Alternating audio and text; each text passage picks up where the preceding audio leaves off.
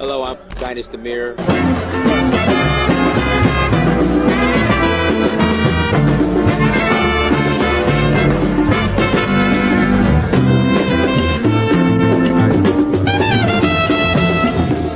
So I reached out to another friend of mine. I said, look, I need to go on vacation somewhere. Where should I go? He said, go to Africa. And not only am I gonna go, I'm going to explore a new country. So I went to Tanzania, South Africa, Namibia, Mali, Senegal, Morocco, Liberia, Namibia, Kenya, the Voodoo Festival in Ouida, Gambia, Togo, Cote d'Ivoire.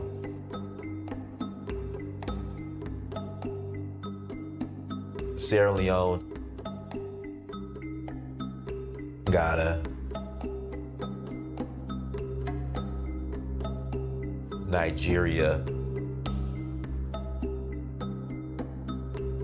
It's been a beautiful experience, just learning more about our culture, our indigenous culture. So Uhuru means freedom in Swahili. I'm in search of my roots. In finding that, I would experience my Uhuru, which is freedom.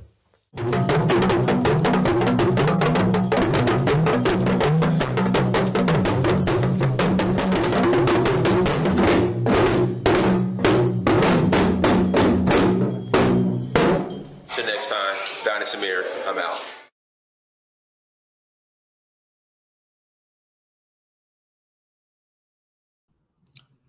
Peace, family. I hope all is well. I hope your Saturday is going well, guys. Do me a favor. Hit the like button again. Please hit the like button. That is the price of admission. For admission, at admission, hit the like button. Also, make sure you share and make sure you subscribe. Brandon will be on shortly. Again, make sure you share. Also, make sure you subscribe. If you have not bought the documentary In Search of Uhuru, again, if you have not bought the documentary In Search of Uhuru, please go to searchforuhuru.com.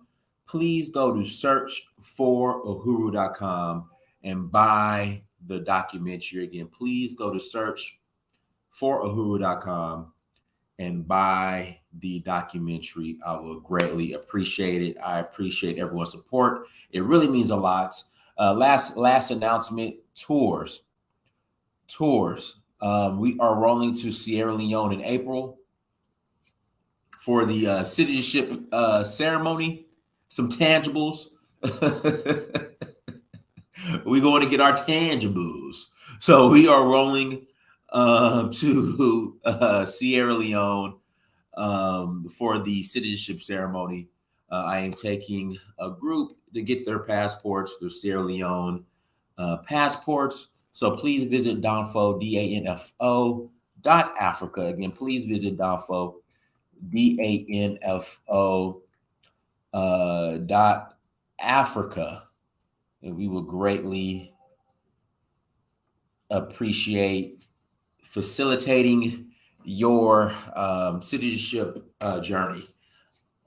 Again, please visit Danfo.Africa. That's DANFO.Africa. Link is in the chat and is up on the screen right now. So please go to Danfo.Africa and support. Also, we're rolling to Senegal in May for the Jazz Festival. We are rolling to Senegal in May for the Jazz Festival.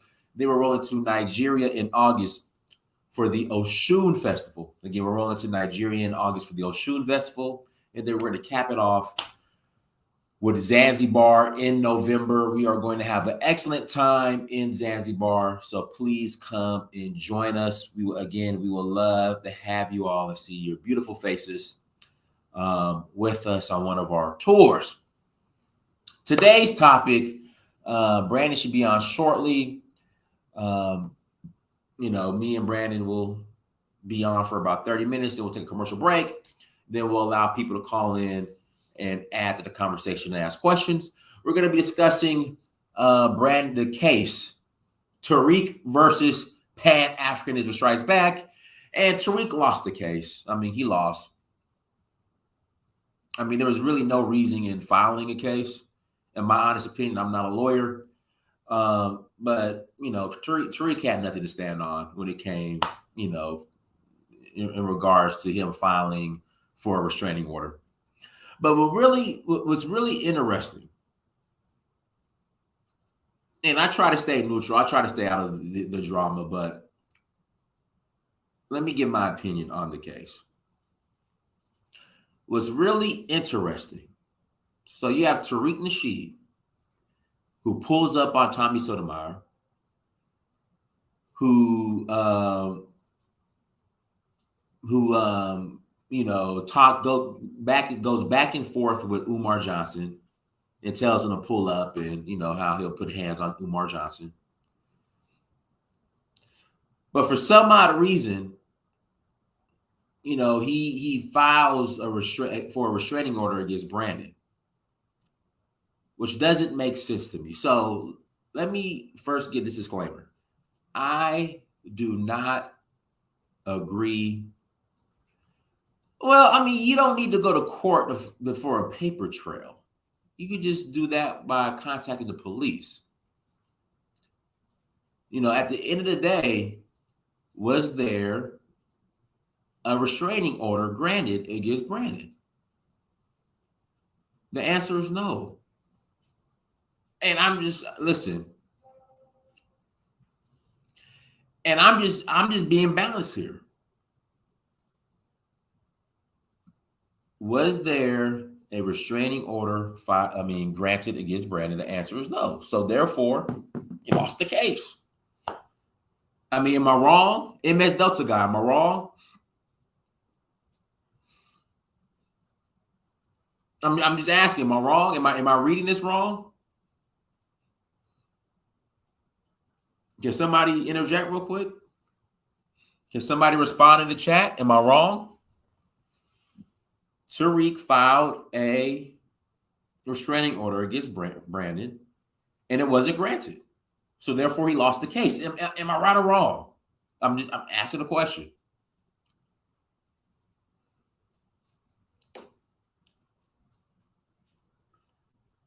Keyword allegedly. Yeah, he allegedly slapped Tariq Bey. So it doesn't make sense. Him filing this restraining order, when Brandon first told me about it and when Brandon brought it up, I thought Brandon was joking. I thought it was a joke. I'm like, Brandon, stop lying. He ain't filed no restraining order. He didn't file a restraining order against you. Not Tariq Nasheed. Not Tariq pull up on Tommy Sotomayor. Not Tariq, you know, want to throw hands with Umar Johnson. Nah, he wouldn't do that, man. Did he really take that to the white man's court? Nah, no way. So Tariq showed up to the white man's allegedly anti-FBA court to file charges against Brandon. I said, no way. But he did. And he lost. Those are the facts. And so I am against black men going against other black men and black men fighting other black men. I am against beef amongst black men.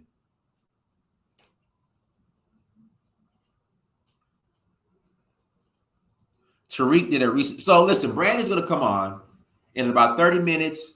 Guys, you're more than welcome. Again, you guys are more than welcome to call in and I guess put me up on game on what was the purpose of Tariq filing a restraining order against Brandon, if not to successfully get to restraining order. Again, I'm listening. Again, I'm reading these comments in the chat room, and it's like, nah, Donis, that wasn't the end game. You know, the The restraining order, you see, he spoke on why he filed the restraining order, or he took Brandon to court to file a restraining order. So again, I just want to know what his end game was, because why would you go through all of that trouble to go to court, file a restraining order or someone, and then say, well, it really wasn't about the restraining order, it was about documentation. When literally to document something, all you have to do is call the police and file a police report. And it's free. Again, in order to document something, all you literally have to do is file a police report. You call the police. Hey, this man has been coming up to the museum unannounced. I'll just file a report. And then you document that. That's what you document. So once that is documented, then you go to court.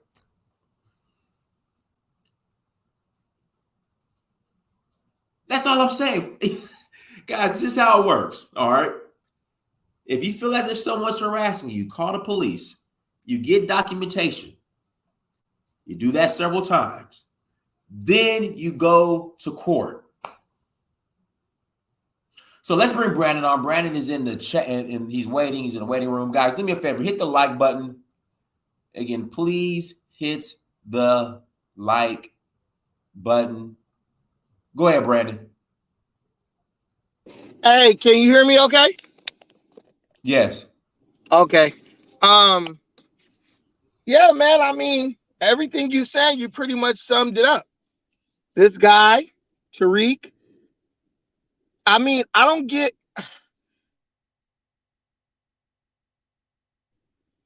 the level of cognitive dissonance at play here is just disgusting. This guy is saying that people are afraid of him. Yeah, he's the one taking people to court, walking around with security, but everyone else is afraid. He walked up onto Harka Bay. He said he slapped. He walked up onto Harka Bay. Allegedly, he slapped him. It looked like a slap to me, but allegedly he slapped him. Now he tries to come at me. He didn't come at me on the solo tip. He came at me with 2 security guards. One of them looked like he might have had something on him. And suddenly I'm the one who's afraid of him. Like Dynast, can you hear me okay? I just want to check the sound. Yeah, you were going in and out for a second, but we hear you fine now. Go ahead. Okay. I just want to make sure this audio is working properly. Go ahead, Brandon. Can you hear me? Yeah, go ahead. Brandon. So I'm sitting in my car, so I didn't want to hold my phone. Go ahead, Brandon. Yeah, I'm here. Yeah, so basically, and the sound is good, right? Man, you're nice and crisp. Go ahead. All right, cool. So he walks up on Taharka Bay, slaps him, right? He's solo with Taharka Bay, had a security guard somewhere on the premises, but I'm still just trying to figure out how everybody's claiming everybody's scared of Tariq. Tariq approaches me outside of court after he got his ass whooped in that courtroom with 2 security guards, one of whom was acting like he might have had something on him.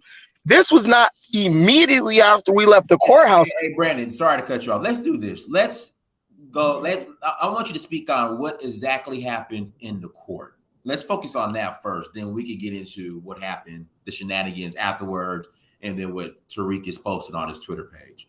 So okay. You guys went to court. What happened in that courtroom? That's important.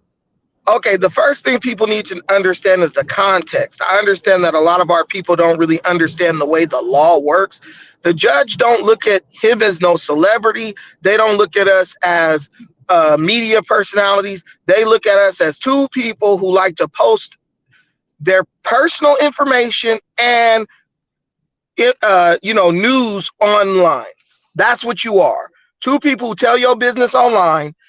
And so basically the way the judge is looking at things is, Tariq, you're putting your personal information online about you opening up a museum and all that stuff.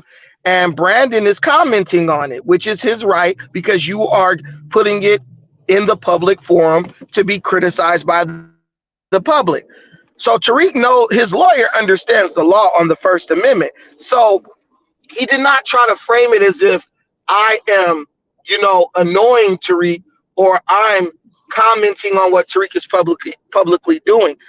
They tried to make a malicious claim that I am threatening his family, and I've threatened to kill him and his family, and I've threatened them bodily harm, and I've threatened to come to their house and threatened to come to their business, to the museum, or find them in public and kill them. And Tariq literally was in court. That's why this lasted so long, because the judge had to be cautious, because Tariq literally was in there crying, physical tears, saying that he is in fear for his life and in fear for the safety of his family and their lives. So when the transcripts come out, this will all be revealed.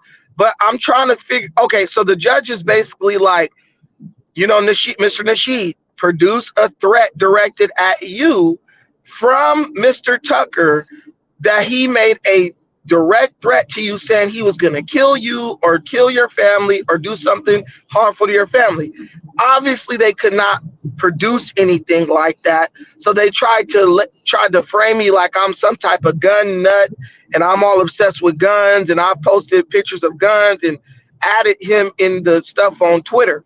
And they used one particular piece of evidence, which the judge, kudos to her, she didn't buy it, where I said, at Tariq Nasheed, I know you tried to get your FBI buddies to put a delay on my firearm purchase, but I got it. And then I put at FBI. So he tried to make it seem like that was a direct threat at him, saying that I was going to use a gun on him. And the judge said he also added the FBI. So clearly this was satirical, because if you're not an FBI informant, why would, if he accuses you of being that, then, and you're not, that's just a joke. And she asked him right in court, are you an FBI informant? He said no. She said, so it's obviously satirical, right? So that's what they were standing on. And it was a lot of emotion, and the judge, she would have made the ruling in the first hearing, but she said that, they just tried to make so many claims against me. She had to let them put it on paper so that it could be clear the accusations they were making. She said, because honestly, the way they were talking over each other, Tariq and his boyfriend, his lawyer, the way they were talking over each other, and as sassy as they were with their neck swinging and wrist breaking and stuff, it was making it hard for even the court recorder to type up everything they were saying.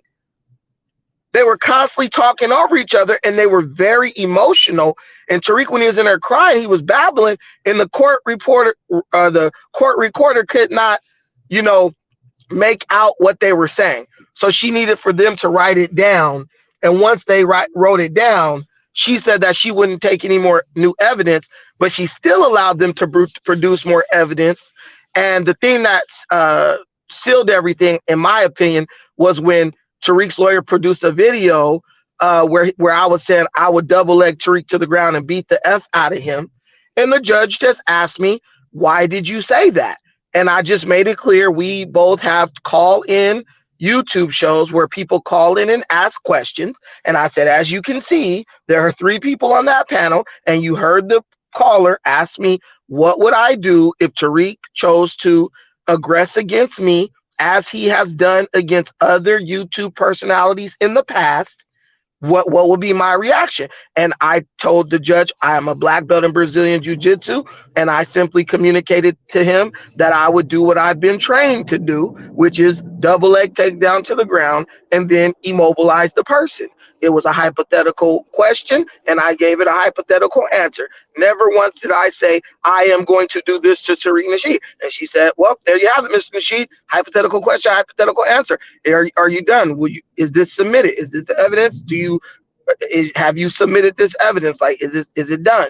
And then the lawyer's like, yes, Your Honor. She literally went line by line on all the claims Tariq made, the defense that I gave to all the claims, and just said, I find that you produced no substantial evidence proving that Mr. Tucker made a a viable threat to you or the safety of your family.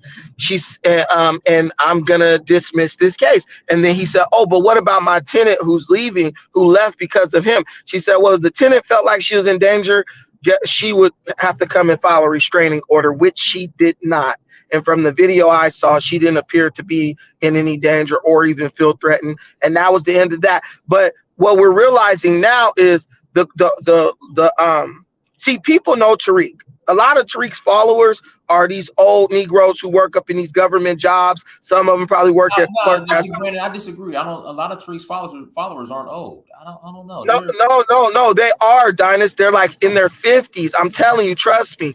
These are older people. When you look at the ADOS conference and the FBA conference, everybody in there gray-headed. They're older. They're mature, older people who have jobs, government jobs, good jobs. That's how they're able to fund his projects. So Tariq probably has 3 or 4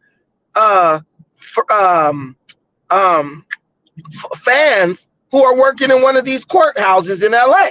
That's easy. They sit up at their desk all day and they listen to Tariq's crap and laugh and giggle. This is how it's like Steve Harvey's followers, Dynast. Ain't nobody 20 years old listening to Steve Harvey on the radio. This is the KJLH audience that we're dealing with when we're talking about Tariq. I'm keeping it real with you. So what a friend of mine who's a lawyer said, he said, you know what? When that judge saw Tariq's name on that docket, she probably didn't really realize the amount of influence that he has. But as he began to talk and we begin to talk about how much, notoriety he has, he said that judge did that the way she did it on purpose, because she knew that if she ruled against Tariq, he would try to frame her as a race baiter, as a racist and a white supremacist, and probably would spin it, because Tariq likes this, he's good at spin. Tariq would have said that she denied the restraining order because she hates the museum and she hates black people and all that stuff. So what she did was she itemized everything, went through it line by line to show that her ruling was based on lack of evidence on Tariq's part. And she ruled in my favor, and we left out the courtroom, and his bodyguard, very unprofessional. His security was very unprofessional.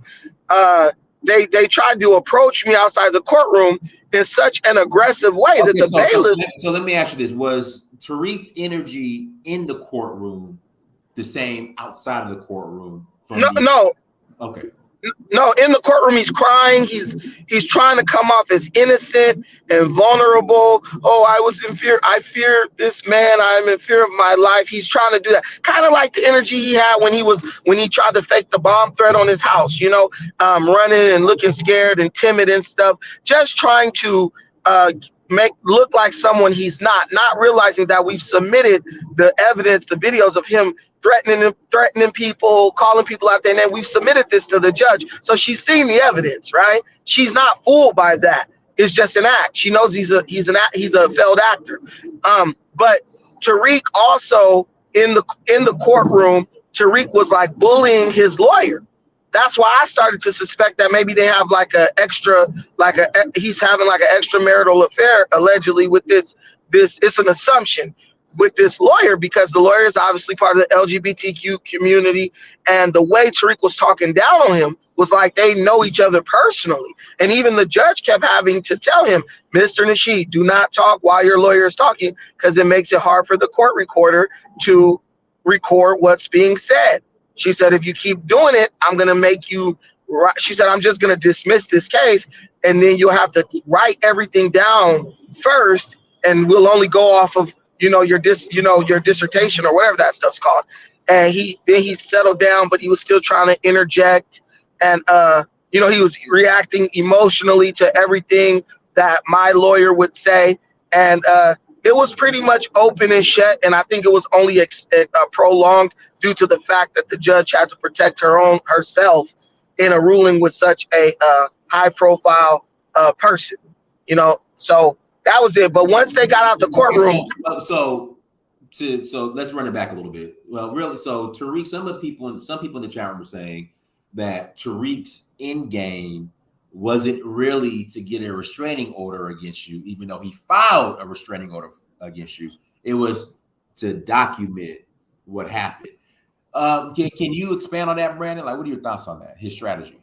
Well, I think Tariq's end game is to keep gullible people believing his lies, right? So what he's doing, people have to understand what spin is, the art of spinning information to fit a narrative. That's a very common practice. Roland Martin does that very well. He's a professional spin artist. He can spin the narrative. So when Tariq lost in court, a loss in court is not a loss.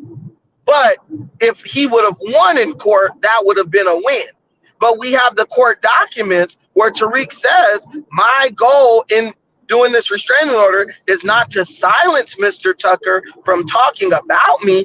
It is actually to keep Mr. Tucker away from my museum, away from my home, and away from me and my family. So he did what he wanted to do is he doesn't want us investigating the museum. He doesn't want us to expose that the museum is not a museum at all, but merely a failed attempt at securing a income property to facilitate his retirement from the game of hustling and grifting. Let me say this, Brandon. In defense of Tariq Nasheed, right? If grown adults, are satisfied with Tariq's purchase on their behalf, then why are we mad?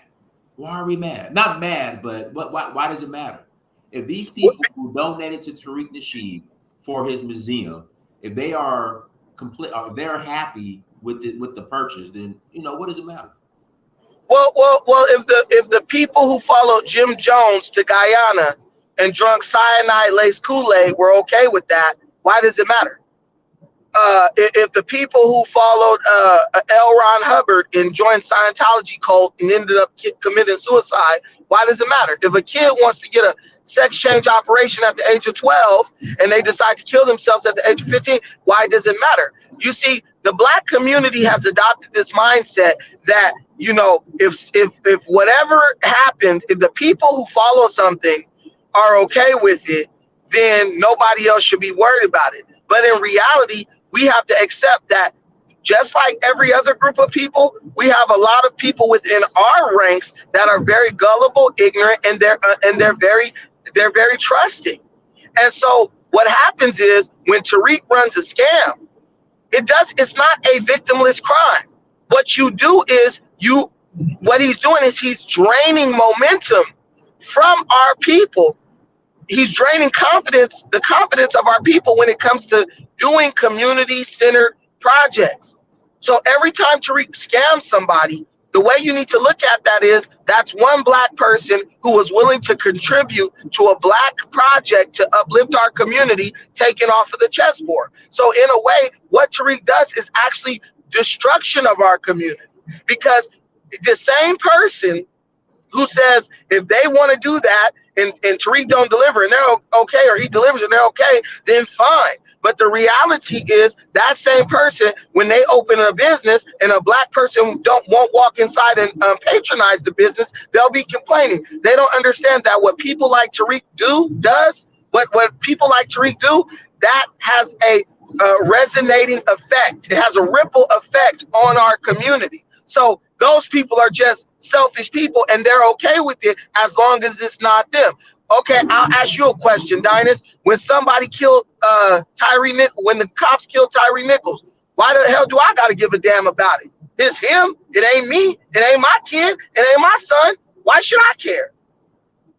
So it's a very hypocritical stance taken by degenerate Black people, where in one instance, if some crackhead dies in the street at the hands of a cop, I'm expected to jump up, risk life and limb to go confront the police in a mob, right? But if we talk about something like economics, something that is real, that we need to fortify our community, it's every man for themselves in that instance.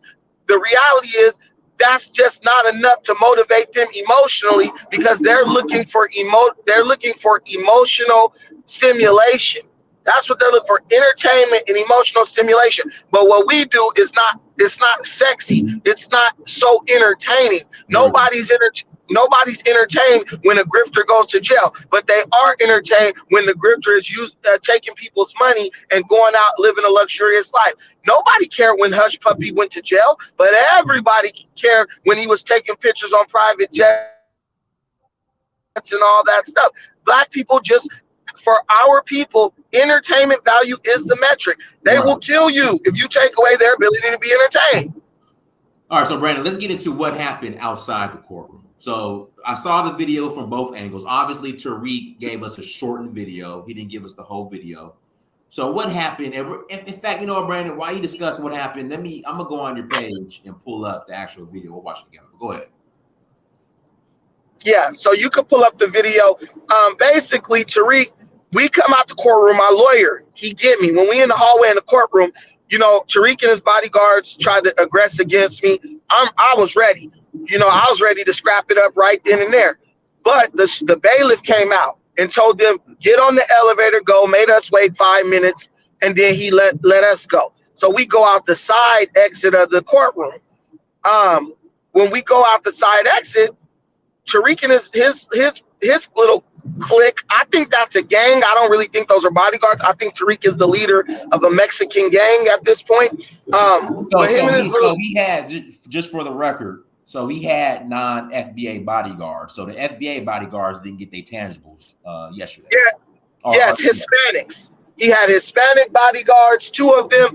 Even one of them was very small and squirrely. And I couldn't understand, bro, you couldn't get a brother off the street who could have probably been more formidable than this little tiny Hispanic. That's why I think he might have been armed. If not with a gun, maybe with a stun gun, maybe with pepper spray, something like that. So the situational awareness training that I've taken part in, it always tells you to watch out for smaller people and people who are wearing heavy clothing that doesn't really fit the weather. And let me put this on record, guys. Listen, you are more than welcome to spend your money. Oh, I'm sorry. You're more than welcome to do business with who you want to, you know, non-FBA, FBA. But I was just shocked when I saw the non-FBA bodyguards pulling up to the court hearing. Like I was shocked to the. What I guess it'd be considered a trial. I don't know.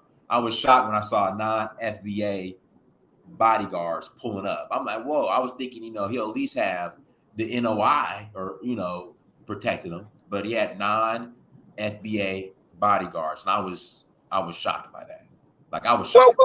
Well, Tariq, just like his lawyer, Tariq is not looking for people who can maintain order. Tariq is looking for people who will bend to his whim. He's looking for people who will follow his instructions, no matter how stupid and outlandish they are. I mean, Tariq's lawyer risked impeachment.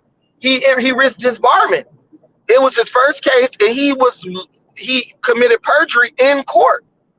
And so only a inexperienced lawyer would allow himself to be put in that situation. So Tariq played on this lawyer's inexperience, and with the bodyguards, young Hispanics, not professionals who had, you know, years in the game, who say, nah, let's go this way. The mere fact that Tariq was over a LA City block away from me. And when him and his guards spotted me, they come belling down the street to confront me. What bodyguard on earth is going to let the person they're protecting go confront someone that they have hostilities with, walk over a city block to get, literally, they weren't even protecting Tariq from him doing something that could have landed him in jail. So you can tell these guys were very inexperienced and not professionals at all. So when I seen them approaching me, I knew that this was a situation where I wasn't dealing with professionals. If it was the NOI or something, obviously I would have been like, okay, let me stand my ground, because of course they're gonna err on the side of order. That's what they're trained to do. Versus these young punks who are inexperienced and will let Tariq Nasheed pretty much do anything, you know, and I would be the person who has to live with that, or who can be pumped up by Tariq Nasheed and his ability to sell people and make himself appear to be something bigger than he really is. And they might be willing to do some crazy stuff on some like Shine P. Diddy type shit, where they'll do something thinking that this dude will be able to protect them and spend money on them. You know, that's the world we're living in, where people will do something crazy thinking, because they've had a battery put in their back by somebody who they believed to be somebody, when in reality, this person is nobody at all. So I had to think of the be aware of the situation. Also, my lawyer gave me instruction, get behind me, because my lawyer was there, Tariq's lawyer was not. But in a court setting, A lawyer is expected to tell the truth, and no lawyer is going to commit perjury in court and risk his livelihood. So my lawyer would have to honestly state what happened in that moment, whether it was to my benefit or not. And you always have to be mindful of that. Tariq's lawyer wasn't even there. Tariq cursed him out in the hallway, called him a bitch, and called him a fag, and he left. That's what he called him. There's no record of that, but I'm telling you what I heard. Whoa. So that's what Tariq called his lawyer. Yeah, he cursed his lawyer out and called him a expletive, a homophobic. Part of the alphabet crew. Yeah, homophobic slur. Yeah, he was pretty pissed off when he didn't win. But was Tariq? Well, per everybody in the chat room, they're saying, well, not everyone, but some people in the chat room, the strategy was not to win; it was just to document it. Well, yeah. I mean, and that's what I'm saying. Tariq is. I mean, these people obviously they have no ability to think for themselves. Whatever Tariq tells them, they're gonna believe that. If Tariq would have won, he would have called it a win. But when he lost, I didn't even want to win, guys. Tariq won't even show up to a fucking FBA protest, but he showed up to that court date. Tariq, when it was the Hispanics, when he lost against the Hispanics, he didn't even show up in the courtroom. He called in video call. This is the only court case Tariq had where he showed up in the flesh, in there crying and lying, trying to get a restraining order put on me. He lost. I mean, and I mean, guess what? If he says, hey, you don't lose, you learn. Well, he learned that day. He learned that day. In jiu-jitsu, we have a saying, you don't lose, you just learn. Well, he learned that day. Guys, do me a favor. Hit the like button again. Please hit the like button. Let's do the play-by-play of this video. So this is outside the courtroom, Brandon. Yeah, across the street from the courthouse. Okay. All right, so it's playing, so here we go. Okay, there you go. Okay. Yeah. So there's Tariq. Yeah. So are they approaching you? They're approaching me. They walked the whole block. So what Tariq said, his comment was, when he pulled up on you and you ran like a little, you know what? Yeah. So this is my suggestion. But you're saying he didn't have that same energy in the courtroom. Oh, no, in the courtroom, he was trying to act humble. But when we left out of the actual courtroom and we're in the hallway, they tried to aggress against me there. But it wasn't Tariq. He tried to send his bodyguard to confront me. So this is my suggestion. This is what we can do. Because he called out, he challenged your manhood, Brandon. And again, I don't want to see black men fighting black men. I don't believe or agree with beef amongst black men. This is what I'm going to suggest. All right. Tariq versus Brandon at the Hidden History Museum. Kickboxing, sparring, whatever. I'll put money on it. Winner, this is what we'll do. Winner, who wins the purse, it goes to Pan-Africanism. The other one, if Tariq wins, it'll go towards, FBA-ism. Would you be willing to participate in a celebrity boxing match at the Hidden History Museum? Would you be willing to do that? Because as I said on Tariq's Twitter page, he's saying that he pulled up on you, you ran like a little, you know what? So would you be willing, Brandon, at the Hidden History Museum? I will fly in for that. I will fly in. I'll put money on it. And, winner goes towards Pan-Africanism. We'll do what we want, as far as the projects. Of course, I'm going to get what I put in. I'll get that back personally. But then whatever we put in or whatever you win, that goes towards projects in Africa. If Tariq wins, he gets money that can go towards FBA-ism and getting the tangibles. Would you agree to that, Brandon? 1,000%. 1,000%. Any place, anytime, any rules. Me and Tariq one-on-one. Let's do it. And leave the security guard down. I don't agree with this, but guys, some people are like, Dynasty, what do you want? This is the problem I have. Seriously, just from being a man. All right. Tariq pulled up on Tommy Sotomayor. He talks Cash Money on his YouTube page, but then wants to go to court. And I get it. Sometimes you got to get the court system involved. I get it.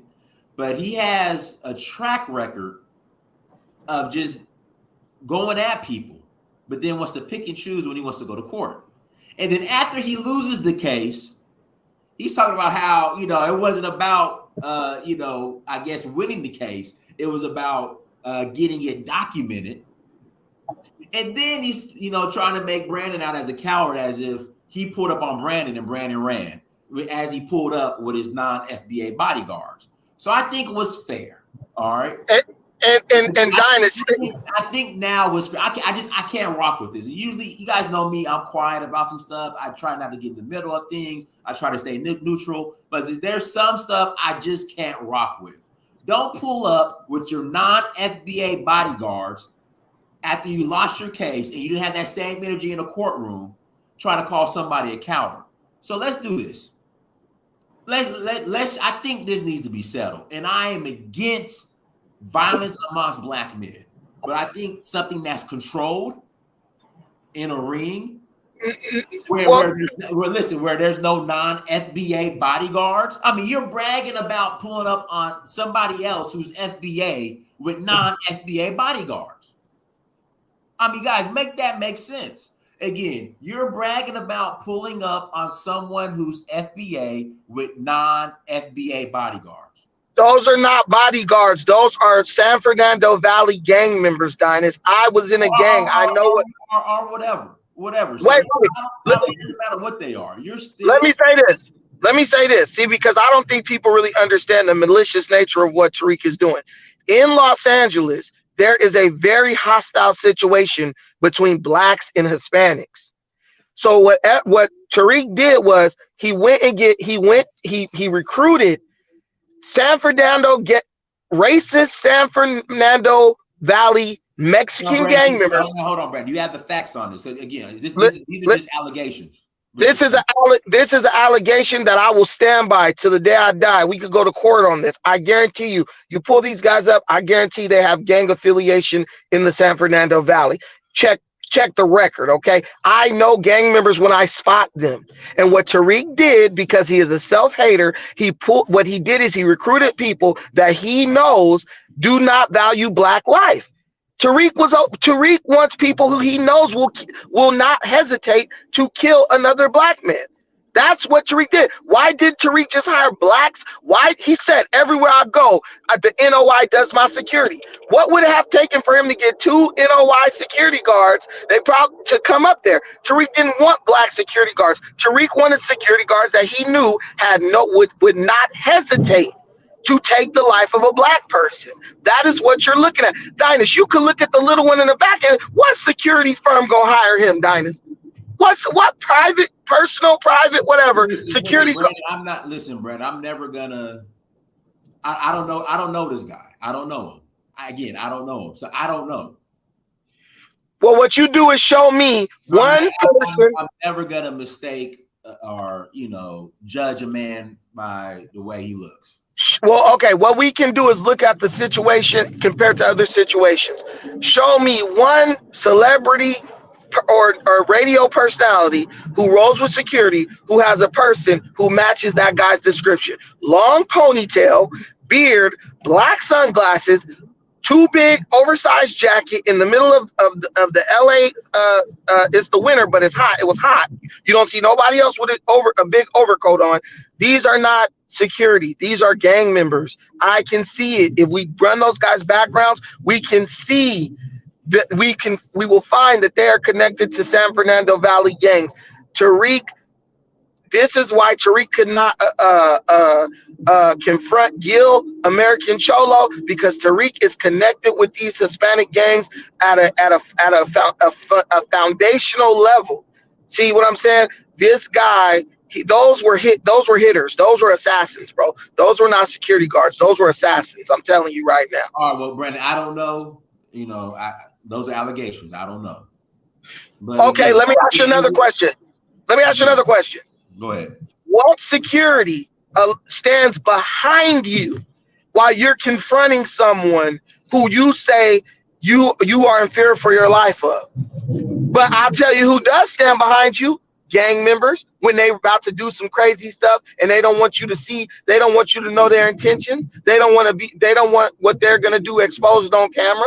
That's why they lined up behind Tariq, hiding their hands in their pockets. So when they make a move, and I really believe that having my camera out probably saved my life, because if he was the only one with a camera out, they would have done something, probably tried to take my life. I'm not dumb. I know situational awareness. I know the situation in the state where I live, in the county where I live, and I know that Hispanics and blacks have a very strained and hostile relationship with each other, and they kill probably dozens of blacks, if not hundreds, in a year. And I'm seeing that. I don't see no security badges, no security shirts, no private security, nothing. I just see two Hispanic gang members behind a elderly black male who looked like he might have Hispanic in him, judging from the way that hairline was running from his eyebrows.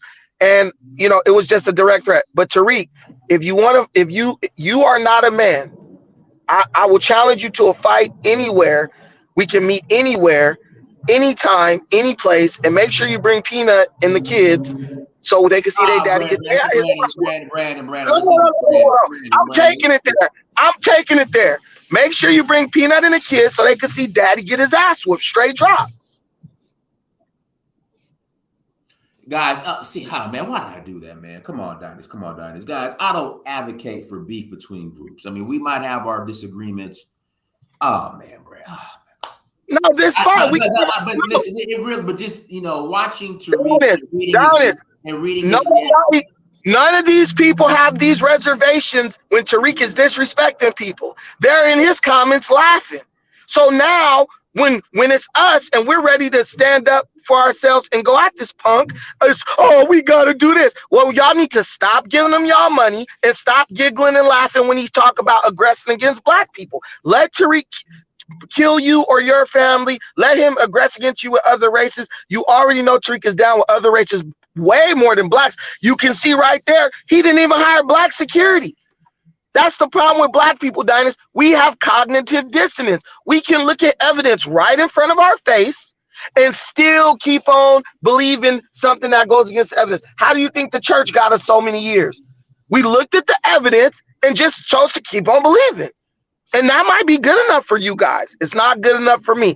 Don't tell me what to do. If you guys want to stop something, go to Tariq and intervene on that side and stop him from doing whatever it is he's doing. And if you want peace, when you're in Tariq's comment section, scared to say anything to him because you don't want your FBA brothers to go in on you, that's when you need to speak up and say, we need to stop this mess and this foolishness and all that stuff. But Dynast, I'm telling you, what black people, we worship celebrity. So because we think Tariq is a celebrity, he does not have to operate based on the rules of everybody else. All right, guys, listen, we're going to take a commercial break. I'll put the link in the chat room and we'll take some callers. We'll be right back, family. We will be right back.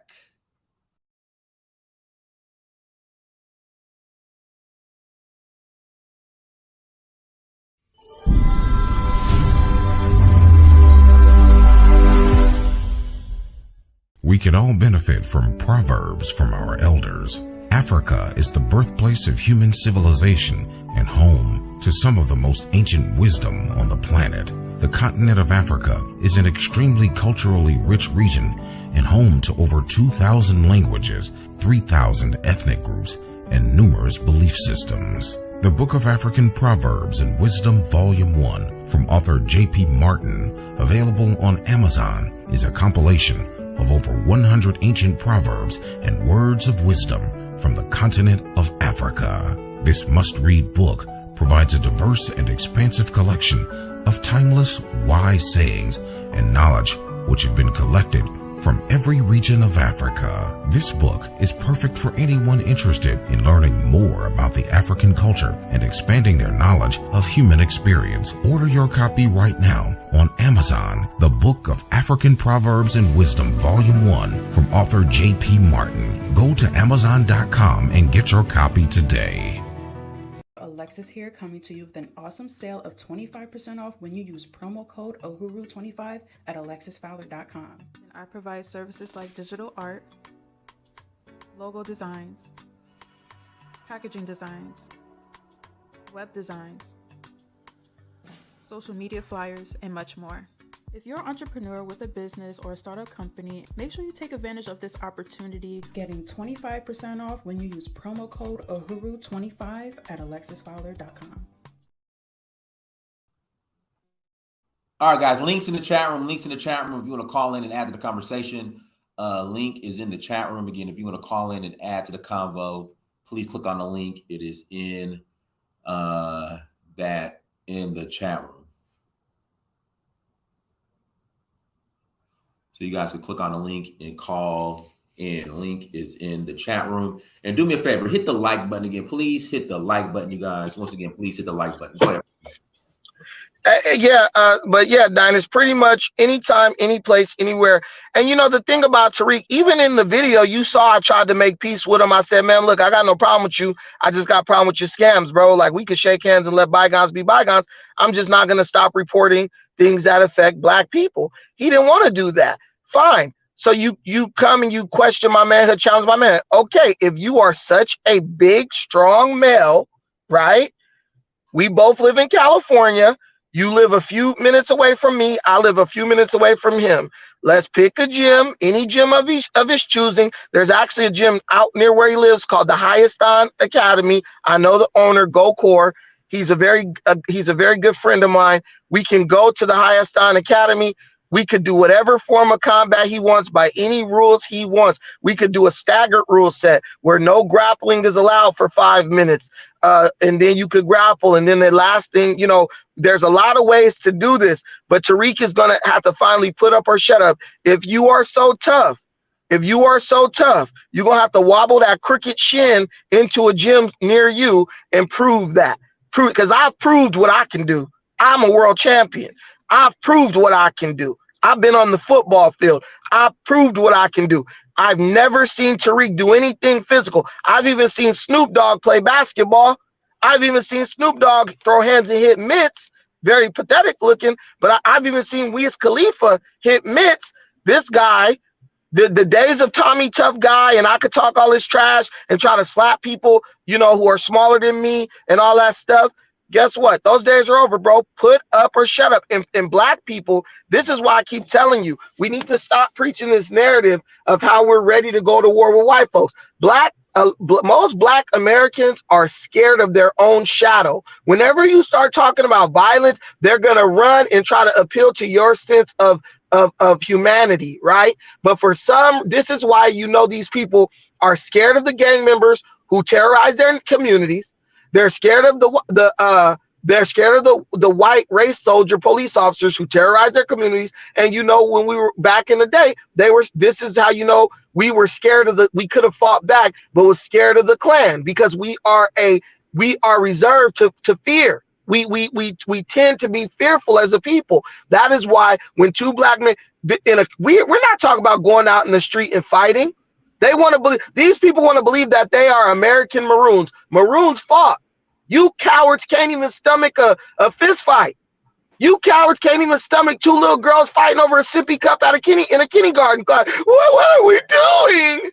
What are we doing? Unfortunately, that's the way the world works. When two sides cannot come to an agreement, they settle it physically. Thank goodness we live in a society where there are allowances for that, controlled settings where you can have a physical encounter under control with a referee, with a rule set. You guys don't say that when you're watching Logan Paul make millions off of celebrity boxing matches. Jake Paul make millions off celebrity boxing matches. You guys don't, when you hear those people, oh man, why are we doing it? Those are the Tariq stans who know that Tariq cannot win a physical altercation, so they have to try to relegate the situation to jokes and who's wearing what and all this stuff. When that man get a higher pair of socks, I'll take him seriously. When that man stop wearing that same ass too small blue suit to court, I'll take him seriously. In the meantime, that dude been smoked up y'all money and y'all too stupid to realize it.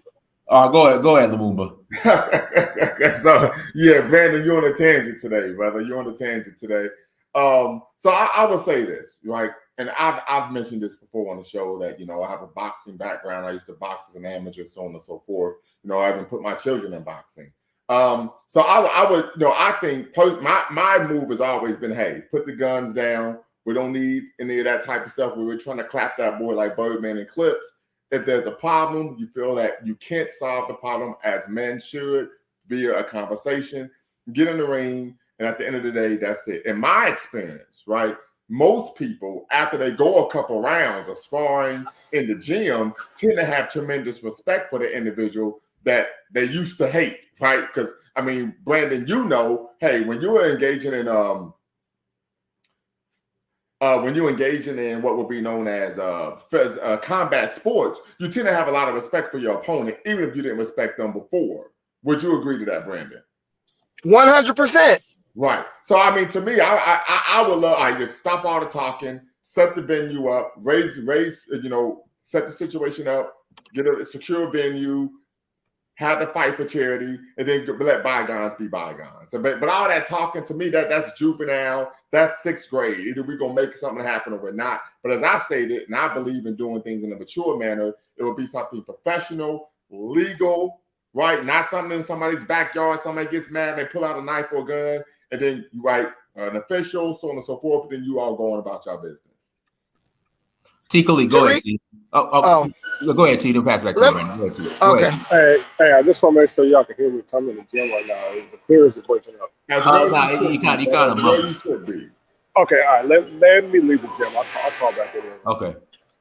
The whole thing is this. Tariq is the only man in America, not even the only man, but we have a situation where the celebrity or the pseudo-celebrity class of blacks, they are not held to the same standard as even a normal black person, blue-collar worker on the day-to-day. In our society, a blue-collar worker is expected to have more integrity than a person who has dubbed themselves the leader of black people, who basically is telling black people, come follow me because I know what's best for you. I know how to help you get things that nobody else can help you get. This man talked about Yvette Carnell's chopper suit. What was that suit he had on?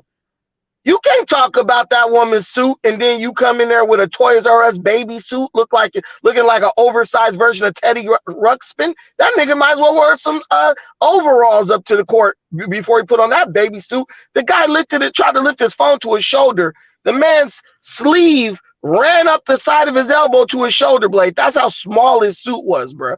And then his pants. Dynas, can you play the part with his pants? Can you just show can you just go to my post and show the picture, my community post, and show the picture of this suit this man was wearing with these sugar boots he had?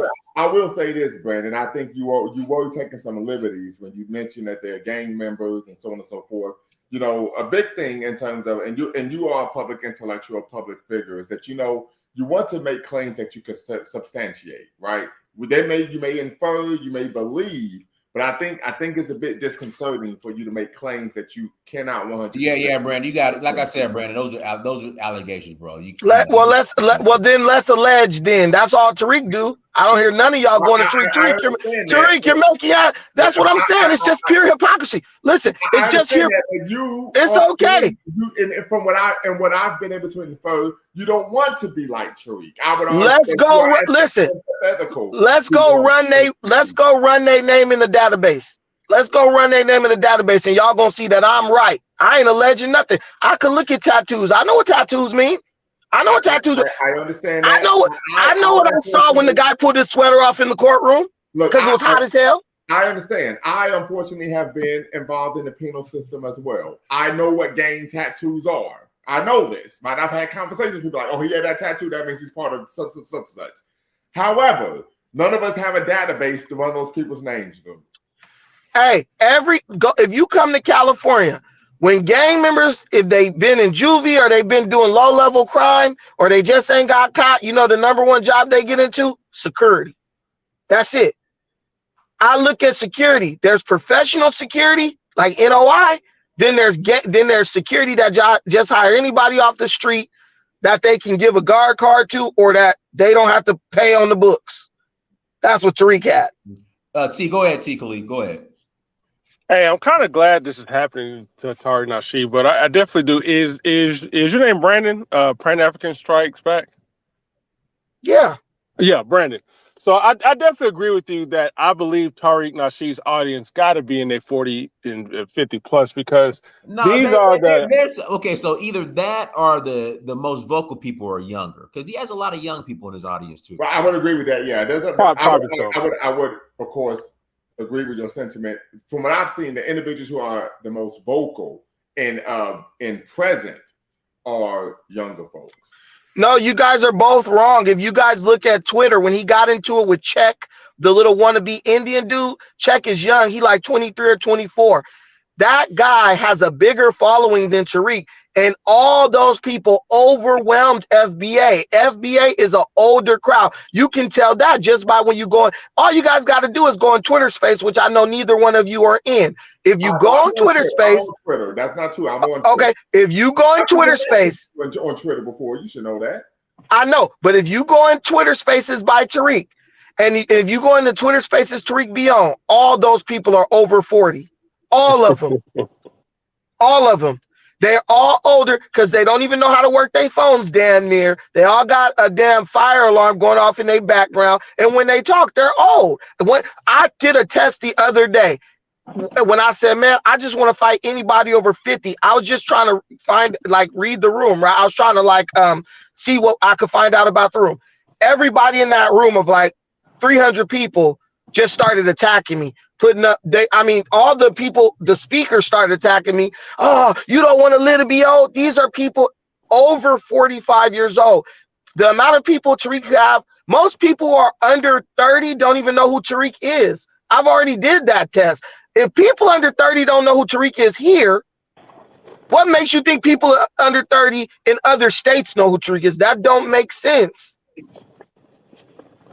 Well, the thing is, I'm glad this is happening and the reason why I kind of agree with the age thing, because it does seem like black folks who are 40, 50 plus seems to be hyper consumed about white supremacy and nothing else. They feel like their lives can't go forward unless you defeat the white man.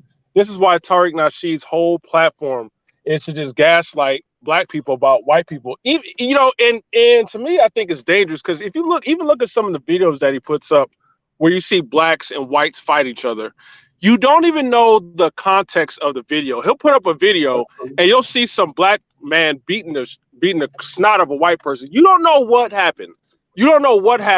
And he kind of puts it up there. And to me, what that is kind of insinuating when I see that is it's kind of trying to get black folks to get violent. And there's nothing wrong with violence if it's called for. But the thing is, if you get violent and it's not called for, you are going to jail. And you are ruining your life for a martyr for Tariq Nasheed. Very true. And then another thing is, I noticed Tariq Nasheed tends to, when it comes to black people, these are the people he tends to get the laws on, or these are the people he tends to block. Like he'll block Brandon or other black people, but he'll never block a white person that he's going back and forth with. And to me, it is because he understands that if black people start calling him out on his BS, the same way like black people call out other black people on their BS for being slaves to the Democratic Party, it kind of ruins their narrative. And I think that's why Tariq Nasheed is especially going hard at the Brandon, because it does look bad for his narrative. Here goes a fellow FBA person challenging me, and instead of refuting his points, instead of being intelligent and destroying his points, I'm going to sit there and censor him. That that is liberal. I'm going to sit there and censor him or do whatever I can to hurt his economic value. That's the problem with Tariq Nasheed. So and lastly, I don't think he's going to fight for charity. I think that's going to ruin his brand. Because if he loses more, he loses more than if Brandon will lose. So T, and I was talking about this when this show first started. When Brandon told me that Tariq had served him, I thought he was playing. I thought Brandon was playing. I'm like, no way. I'm like, no, he didn't. This is the same guy who pulled up on Tommy Sotomayor, who talks big and bad against Umar. who's always coming after people. I'm like, nah, Brandon, he didn't. I'm like, nah, Brandon, he ain't do that, bro. So he goes to court, loses, and I agree, and I believe what Brandon is saying is true about as far as what happened in the courtroom. Yeah, me too. I definitely. You file a restraining with I mean, pretty much Tariq turned into a Karen in that. Pretty much. Let me answer this question real quick, Dynasty. Could you? I'm making a presumption that you believe in nonviolence. I believe in nonviolence, but the problem I have, Lumumba, don't enact violence and then become a Karen. Right. No, I get it. I get it. I was saying that because I get it. And then 1 second, Lumumba. Sorry to cut you off, brother. No, my bad. And then on top of that, when you file a restraining order against somebody and you're in that courtroom, you know, you playing the victim. So don't go into the courtroom, play the victim to come outside the courtroom acting like you tough and bad. So like, what you're saying? So what you're saying is he was moving like he was 50 Cent 20 years ago. No, I don't know about how 50 was moving. That's what 50 did. But anyway, I want to speak to this, and it's going to be about the comical for everyone. But you stating that you believe in nonviolence would make sense, because that's why you didn't win a natty with Georgia while you was on the field, because you wasn't violent enough while you was on the field. Oh boy, here we go. Oh, no, but I would agree. I think that is absolutely ridiculous. Anyone who comes, unfortunately, from the background that I or maybe Brandon come from, we would look at that person and wouldn't take them serious. If that person was actually a member of an organized crime group or family, they would be excommunicated from the family for doing something like that. Literally, there's no way you would get respect on the street if you're whooping, you're selling whoop tickets, and then you go serve the person with a restraining order. I actually had somebody do that to me before, but I actually threatened the person, and then they went and got a restraining order, but they was acting like they was a tough guy. So, and at the same time, I was like, what type of peanut butter and jelly shit is this? I actually got served with a restraining order from the guy who said he was bad about it, but it happens. It happens. But mind you, this was before I was Lumumba Speaks. Long before I was Lumumba Speaks, that incident took place. Okay. Just want to make that clear. But you know, man, Tariq, wait a minute. The one thing you guys, we're all neglecting, right? Tariq has already showed that he will assault another black man. Niggas is up in here talking about, oh, I'm against violence in the comments. But when Tariq slaps Taharka, not one of these people. I'm unaware of that. You. I'm not talking about you. I'm not talking about you. Who did he smack? I'm not aware of this thing. He slapped, dude, this was the day before court. He walked down to Taharka Bay and slapped him in the face. Wow. Allegedly, but it's on video and it's obvious that he slapped him in his face. And then he went to TikTok and was like, yo, I just slapped that B word Taharka Bay. He came to the Hidden History Museum and I slapped his ass. Damn, the same niggas in the audience right now who telling me that I need to choose the path of peace was over there laughing and giggling. That's just extremely unbecoming. They was over there laughing and giggling when Tariq attacked Taharka Bay outside of the Hidden History Museum. We gotta stop letting look, all of you guys are smart. The minute you start echoing the sentiments of the black mob, you're an idiot. I no longer respect your intelligence because the mob is fickle, as Brutus said in Julius Caesar, right? Mm-hmm. The mob is fickle. They're just gonna go whichever the way the wind blows. If Tariq murdered you in cold blood and said, yeah, I told that nigga he was gonna get it, he gonna come up to our museum trying to start stuff, they would say Tariq did what was right. But if Tariq came in your house with a butcher knife and tried to murder your family and you killed him, they'll say, man, why you have to resort to violence? They are trained SEALs. He's trained them to always err on the side of peace when someone expresses the desire to meet him in mutual combat in a controlled setting.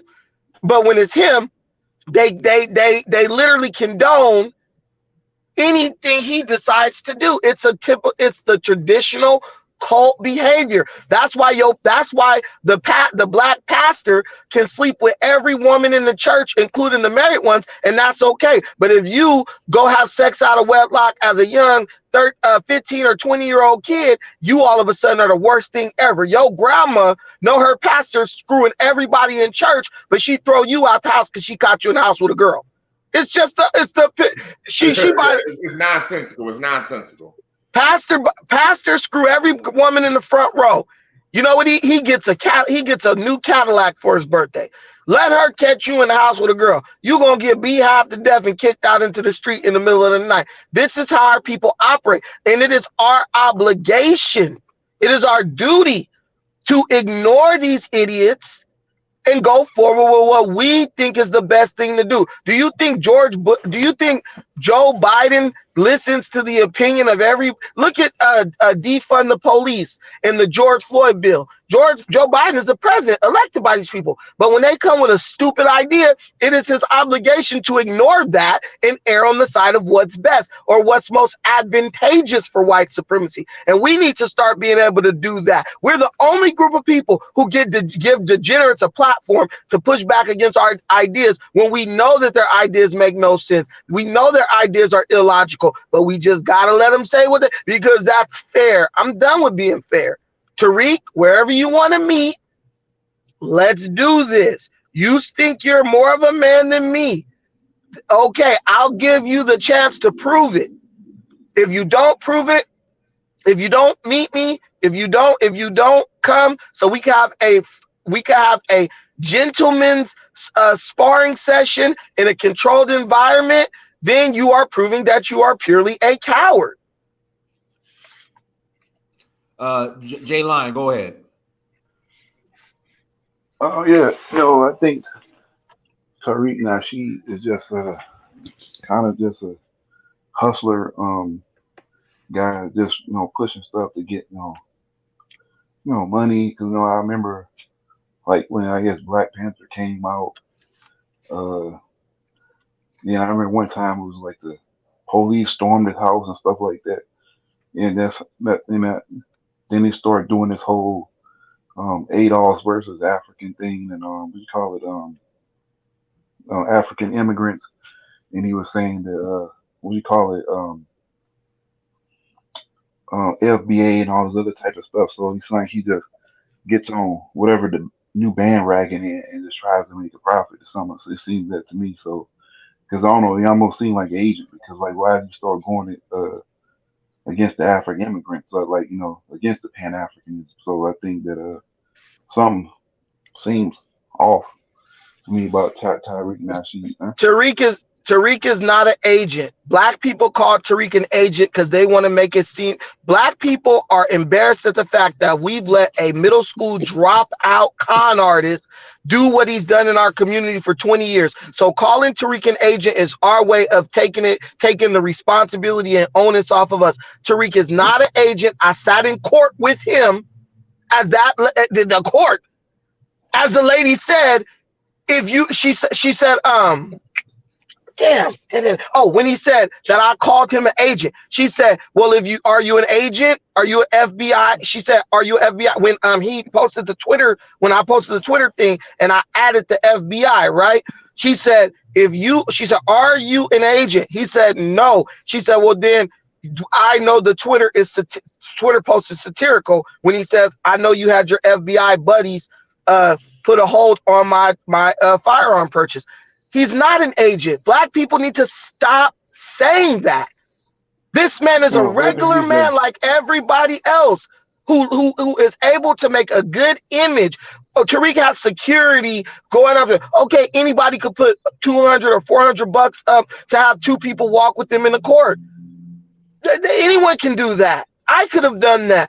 Tariq knows if Negroes see a visual symbol, they will believe everything you say after that. Tariq is a regular dude with gout in both his knees who could barely walk down the street without his hips because he looked like he got a hip displacement, without his hips swinging, with a damn receding hairline and a man unit on. That's it. Stop giving this guy the credit. If he seems like an agent, no, he seems like a dude who just knows how dumb black people are. Well, whether he's an agent or not, that don't really matter. My thing is, I think he's just basically just trying to, like one of these, conscious hustler dudes just trying to make, money. And, like you said, he knows how dumb, a lot of black people are in America. So I agree with that. So, and I think that, Yeah, so a lot of black folks like all this symbolism and all this other type of stuff, and like the same way with what was the other guy? I think in the black conscious community, not Dr. Umar Johnson, but it was some other dude. I don't remember his name, but like uh, he was kind of doing the same thing. I think he had like 4 wives or something like that. You talking Whatever about he had. Brother Polite? Yeah, Brother Polite. Then there was another dude named Nature Boy or something. He had like him, Brother Polite, and some other dude, conscious community and stuff like that. So some of these guys, like, that's how I look at it. So, and you can see it, like he just jumps on the next hot um bandwagon, like, okay, all this eight out stuff is promised. So let me get on this and do all this type of stuff. So he just, and I agree with you on Brandon on that. He just knows how ignorant a lot of black folks are, huh? Saying, people saying that, oh, I'm Native American and all this type of stuff. And when I saw, Dinah, um, post that thing about the Native Americans, saying like, looking at how dumb that one black woman was talking. So it just shows you, the level of critical thinking skills is, kind of low. Hey, anybody who supports a black man getting trying to aggress against another black man with 2 Hispanics by his side. Yeah, I can't support that. I can't believe there's people actually supporting that. Like, because FBA is an anti-black group. I've been saying this for a year. FBA is an anti-black hate cult. No, let me say this. Let me say this, Brandon. Let me say this. Now, because I've had some individuals, members of the FBA mantra on my channel, and all of them would talk about I'm B1, black first, and all of that. And then they would at some point pivot and claim that they're part Native American. And I said, well, hold on. If you're so proud of being black, why are you always trying to then what? I make a claim that you are another racial ethnic group as well. I said, that makes no sense to me. So you may be onto something there, literally. Why are they celebrating Tariq not keeping his money in the black community? That's their money. Tariq is using their money to pay for these security guards, right? Tariq is getting Hispanics, giving them money, putting money in their pocket. We're in LA. Black people in LA are already almost an endangered species. Why couldn't Tariq get the NOI to come with him? I'm sure Tariq knows some brothers from the NOI who would be happy to waste the morning coming up there in their suit looking important like they ready to do business. This guy literally hates blacks. His film crew is Jewish. Everyone he deals with is non-black. His lawyer is Asian. There's no two bones about it. Tariq is an anti-black self-hater who has started an anti-black self-hate cult. And you remember Irene, what was her name? Cornell something Cornell. She was, I have more in common with a white Irish. Yvette Cornell, yeah. I remember she said, I have more in common with a white Irish person than another black person from from another black country or something, where there's Caribbean or Africa. You know what I'm saying? That was, that just tells you there is some some blackness elements in it. I agree with you. What that tells you is the goal of FBA has never been reparations. The goal is actually the same goal as the civil rights movement. White acceptance. FBA, like I've said in the past, is civil rights 2.0. They're just using the money as an excuse to do to pander to white supremacy for acceptance. As long as they say cut the check, they'll say anything after that. Cut the check. But can I come eat at your house for dinner? Eat dinner at your house tonight, Mr. White Man? That's all this has ever been. And that's why I keep telling black folks, I'm not telling you mobilize and follow me. I'm telling you get your mind up out the clouds and put your mind back inside your head on earth, and you better start moving forward. Stop. The people who know what's best, who let themselves get sucked into FBA talking points and ideology, trust me, FBA will not be there for you when you need it. They will not be there for you when you're looking for them. Show me one FBA person who FBA has stood up to defend and protect it from white supremacy or anything else. Nothing. FBA couldn't even show up for Marcel Dixon for his campaign. Did Tariq fly out to South Carolina? No. No. So you guys go ahead and build up all your hopes and dreams on that garbage, right? And that's it. Dynast, she's trying to put that in your comments to get your channel banned. You like to play with these it got a FBA plantation dudes. mindset, man. No, she says like, you're anti-Jewish so she could report his video. Should have been kicked her up out of the audience. But so these, and Miss Delta, I know Miss Delta is about 50 or 60 years old. You guys are totally wrong talking about his audience is young. Y'all do not read the room well. Don't no young person care about none of this stuff we talking about. Hey, definitely not Pan-Africanism. Nappy Yankee, you fighting the mic, bro. You gotta stop fighting the mic. All right, go ahead. Sorry. Go ahead, Brandon. The young people care about technology, the internet, how they gonna be able to make money and move forward in this world. They ain't worried about back to Africa. They're not worried. The young people are worried about socialism, how everybody can get along well, integration and stuff. That's why young people gravitated to that Black Lives Matter stuff, because it's all inclusive. But our young people in this day and age want inclusivity. They don't want segmented, sectarian ideology. That's what Pan-Africanism is, and that's even what FBA is. Our young people don't respond to that no more. So y'all think of young people following Tariq, y'all just silly. Young people in Lamert Park didn't even know who Tariq was. I've done the research. I've done the footwork. I walked in a barbershop, talked to all young people in Lamert. Do you know Tariq Nasheed? Who? They don't know him. Oh, go Nappy Yankee, go ahead. Okay, you can hear me okay? Loud and clear. Okay. I just have one question, because people aren't even, it's like people are missing a lot of things when they see these videos. But Brandon, were you two parked in the same parking lot? No, we were not. Tariq and his goons walked a block from their parking lot to the one where my lawyer was parked at. Oh, I mean, and he walked a long way, didn't he? Yes, a long way. He walked up a hill. He walked uphill. All right. Here's the point I want to make, and I want to kind of take it back to what happened with Taharka. I'm seeing all the videos and the reaction to it, and folks are joking and laughing, oh, he smacked him and what have you. Do you understand that when you look at the video with Taharka for a second, you notice the sign Solidarity Hall and the barbershop. Don't you know that's all the way across the street? That's not across the street. That is not in front of Hidden History. Now, if you want to make the argument, maybe Taharka Bey did too much, he went out there. All right, I mean, it's fair, and if Taharka went up to, can't even call it a museum. It's like the beauty shop or like a mini swap meet. I can't call it, I can't bring myself to call it a museum, but if he walked up to that place and started knocking on the windows and doing all type of goofy shit, then maybe, okay, Tariq might have had a case.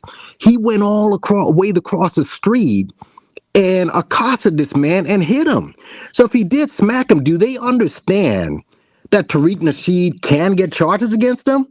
And I brought up this example when I talked about it. James Dolan, the owner of the Knicks, all right? He owns Madison Square Garden. And, obviously he has some people that are filing cases against him for all sorts of stuff.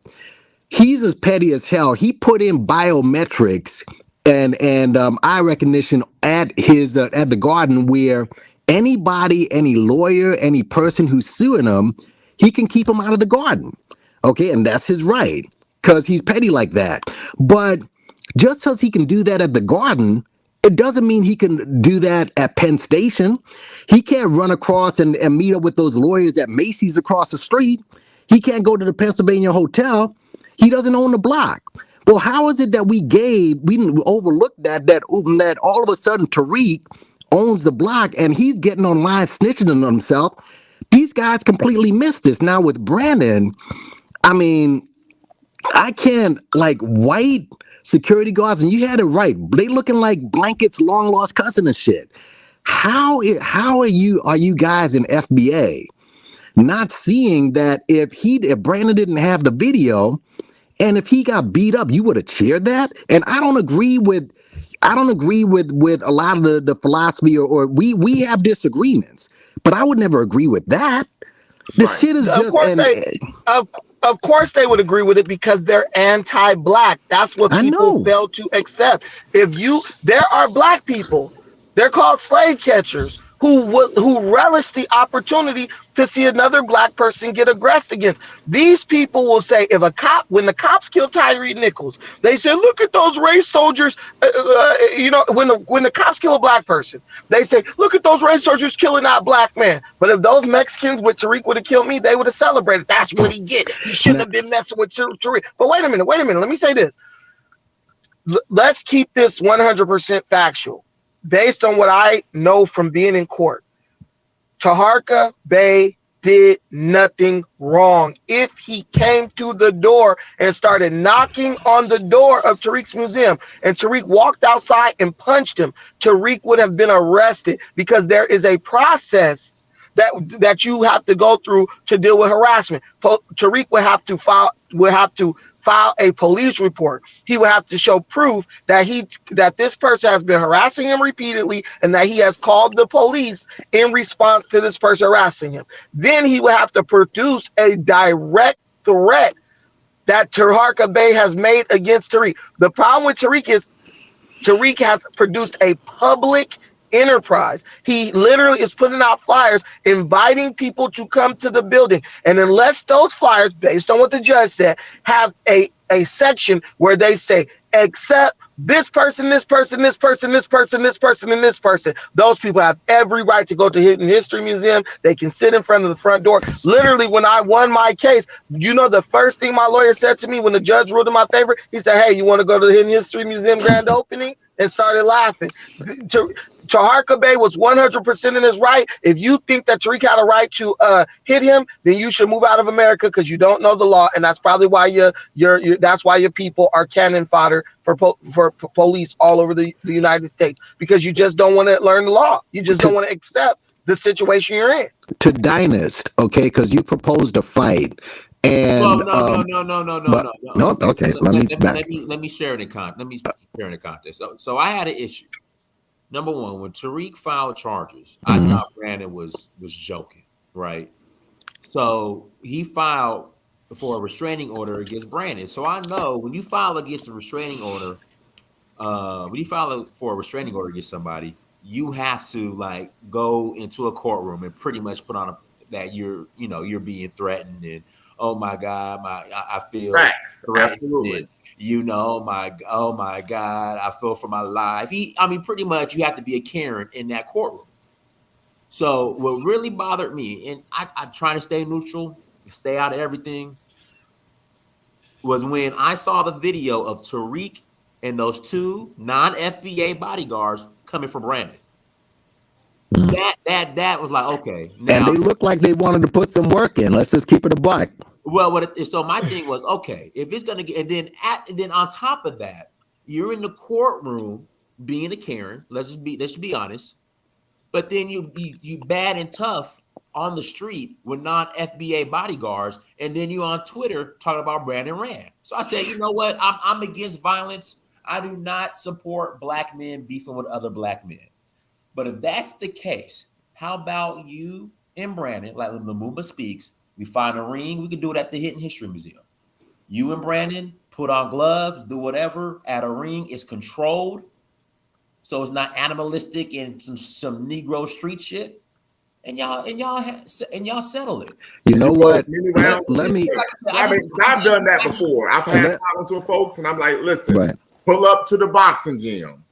And I remember one time I had my daughter with me, and she showed up she came in with me like, hey, where you at? Where you at? You know what I mean? So no, you know what? Let me just respond to that. I saw this video. Hey, now Yankee, your microphone's popping. Oh, I'm sorry. Better? No, it's still popping. Okay, hold on. All right. You hear me better now? That's better. But yeah, so that's my thing. I'm trust me. I've been telling Brandon behind the scenes, like, hey man, how can y'all work it out? You know, I'm all about black men coming to some type of solution and resolve. All right, I can't stand, even though we might have our disagreements, I am against black men going at it. But what I saw Tariq do, that was a Karen move. Let me respond. Hey, bro, you still popping, bro? You still popping? Am I still popping? Yes. You're pop locking. Hey, Dynast, this the whole thing. Did I follow restraining? And Brandon knows that. And Brandon, he comes at me sometimes for being, you know, neutral. Like, hey, dude, listen, y'all work it out. But what Tariq did after that court, after court, you know, after the judgment was in, that, you know, Brandon pretty much won the case. Brandon won, all right, and Tariq lost. What he did after that, I have a problem with. And so I think the fair thing to do and the balanced thing to do, okay, if Brandon's a punk, if he's a coward, hey, and me and Brandon talked about this offline. How about Tariq and Brandon just settle it in a ring? It's controlled, you know, and then we separation. Dynast, that I'm trying to tell you, black people are so bloodthirsty. They would prefer it to be like a shootout in the middle of the street, somebody get killed. They don't want, it's not that they don't want to see violence, Dynast. They don't want to see a controlled exhibition. They want it to be out of control. They want to see Christian Rock and Blueface, him knock her out in the middle of downtown LA, open assault on a woman in public. That's what they want. Our people, we are in the fall of Black America, so we now have a bloodlust with the Europe. You're not offending them because you're proposing two black men fighting in a controlled situation. You are offending them because you are putting you're attempting to put a stop or put the kibosh on the ability for this thing to spill out into violence in the street. That's the reality. They want to see some crazy, senseless, mindless stuff. Let me respond to that real quick. Just recently I saw a video. I don't know how old it was. I guess it was recent. It was in the hood actually, and it was this older brother. They said he was in the 60s, and he was scrapping with this younger brother. Let's say he was kind of half his age, but they got in the corner and the people circling and they allowed him to fight. And the older brother, I guess he had some fighting skills. He beat him up. You know, he had him fell to the ground. Then the younger brother like, nah, that's enough. And they got up, shook hands. Okay, everybody was like, okay, that's good. And they went about their business. And I thought to myself, damn, we need some. I like to see more videos like that because people have this disagreement. But see, that's how it used to be back in the day. Yeah, but that's what I'm saying. You shoot the face, shoot the fair one, and afterwards that was it. But that's my point. It was a fear one. It was a fear. I said, I wish we see more videos like this. And I don't think, even though it's a good idea, I don't think that's going to happen because you got to understand, Tariq has put himself in almost princely status. It's almost like, and I don't want to put him in the same level as a Jay-Z. It's like Jay-Z, why he would never go to a versus, because he's put himself in this king status. And if he stumbles even a little bit, it'll scratch up his legacy. It'll hurt his legacy. So he would never go to a versus, because if he stumbles even once or twice, that's going to scar his legacy. So Tariq wants to stay, and it sounds good, but he would never do that. Even if he won, if you got any good shots in, then it's going to hurt him. So Dynast, put the picture up for my community tab, bro. People are like, if Tariq won, there's no chance of him winning. He knows that. That's why he's bringing security. He can't win. Tariq is not no trained fighter in anything. Tariq walked up on Taharka and threw a slap like a female, bro. Does that show you somebody who is like, most black men, they'll put their hands up and say, all right, man, you want it? Come get it. Let's do this. And they'll put their hands up. That's someone who's a fighter. Someone who is walking someone down with their hands at their side. That's not a fighter. That is an emotional person. That is a person who is emotional, who is literally trying to intimidate you by walking you down. And then when they get up to you, they are so lost at a loss for what to do. The first thing they do is throw a feminine slap to hit you. He didn't grab Taharka. He didn't slam him. He didn't punch him or give him a two-piece. He slapped him. That's more like, you've offended me, sir. And they pull out a glove out their pocket and slap you across the face with it. That's not really an aggressive. So you saying he was challenging him to a duel? He was trying to incite Taharka to attack him. That's what he was trying to do. So that if Taharka attacked him, then Tariq's security has the right to go and aggress against Taharka. This is day one stuff, man. I'm telling you. That's why even in the video, when I crossed the boundary, anybody who knows about situational awareness knows this. I think Afro Think Tank did a video on that. I literally posted a quote by Sun Tzu where it talks about you have to position yourself in a way where you incite the enemy to attack, but you have an advantage when you counterattack. Come on, dude. I'm smart. I teach self-defense. I know what I'm doing in a 3-on-1 situation with one guy who I don't know what he got. Dude could have pulled out a shank and just hit me in the liver or something. You guys never been to jail. You never been in no situation like that. All you guys are doing, just like when black people No, I have. I've spent, I know you. Aggregate. I know you. 2 years of my life in the county jail. Look, you saw the video of me when I went across the line and backed up, right? Yes. Did I not do the proper procedure when you're being aggressed against by 3 people? Yes. That's it. That's all that matters. And if black people will learn how to do things based on the proper procedure and the situational awareness, we probably wouldn't be getting deleted on TV by the police every couple of days. But we don't care. Let me ask this question. Has he built the museum? That is not a museum, bro. I'm just asking. Well, the institution that he said. Let me say this, Lumumba. He has a building that is going to serve as a museum. So he does. Okay. He does have a museum. Yes, he does. Is it at the site that originally they said they was going to build at? No, it's not. Okay, why not? What happened? My thing is the people who donated to Tariq, if they are happy and content with what he produced, then it's none of my business. You know, like I said, I don't care about all that. Those are. Go ahead. I'm sorry. No, I understand what you're saying because listen, if they want to give the money, that's bro. Hey, Nappy, you're popping again. I'm sorry about that. Yeah. So, like I said, Lumumba, these are adults. If they want to give their money to Tariq, listen, that's none of my business. I'm not worried about that. I can, like, when people were talking about the museum and Anna Museum, listen, that's none of my business. I didn't donate nothing to it. All right. My issue is what happened outside the courtroom with the 2 non-FBA bodyguards by his side. Yeah, that was my issue. And then him going on Twitter talking about Brandon Rand. And I don't agree with Brandon on everything, but I'm like, okay, listen. If Brandon Rand, if that's the case, let's do a control. Because I mean, it was Brandon and his lawyer. His lawyer's undersized. Nothing against his lawyer. I don't know Brandon's lawyer. You know, I don't judge a man by his size. You never know you don't know what they know. But Tariq pulled up with 2 non-FBA bodyguards, in quotation marks, and now it's saying that Brandon ran. So I'm like, okay, so let's do this. How about it's controlled? All right, Brandon and Tariq catch a fair one because he's questioning Brandon's manhood. Well, so what happened? What did he say that was, questioning his manhood? He pretty much put on that Brandon was running, and I pulled up on Brandon. He ran while he run and all this other stuff. But the thing is, I know, me and I haven't been in a situation personally that has dealt with the restraining order, but I know what happens when people file for restraining orders and go to court. They got to play the victim role. Yes, you do.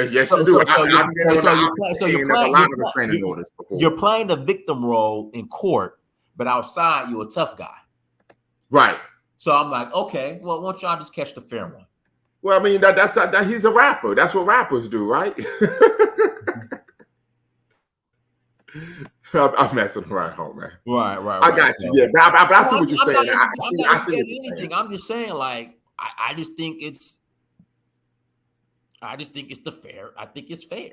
Yeah, no, I got you now. I got you now. And you know, to be honest with you, it's just from a man to man, it would be hard. Just man to man. Okay. Yeah, it's just hard to take someone serious when someone's doing that. You go out in public and you're acting like you're, you know, King Kong, but then you go in the courtroom and you play the victim. It would be hard to take someone serious. I understand completely where you're coming from. Yeah. Absolutely. But I think just in my personal opinion. Okay, so listen, somebody said 50 Cent did it, and you brought up 50 Cent. So what did 50 Cent do? Back when 50 Cent was beefing, well, let me come back on camera. Back when 50 Cent was beefing with Ja Rule, there was a situation in which Ja Rule went and some of Ja Rule's, you know, clique went up to a studio that 50 Cent was at, and somebody turned off the lights, and a member of Ja Rule's entourage stabbed 50 Cent. Oh, wow. And 50 Cent went and filed a restraining order. Okay.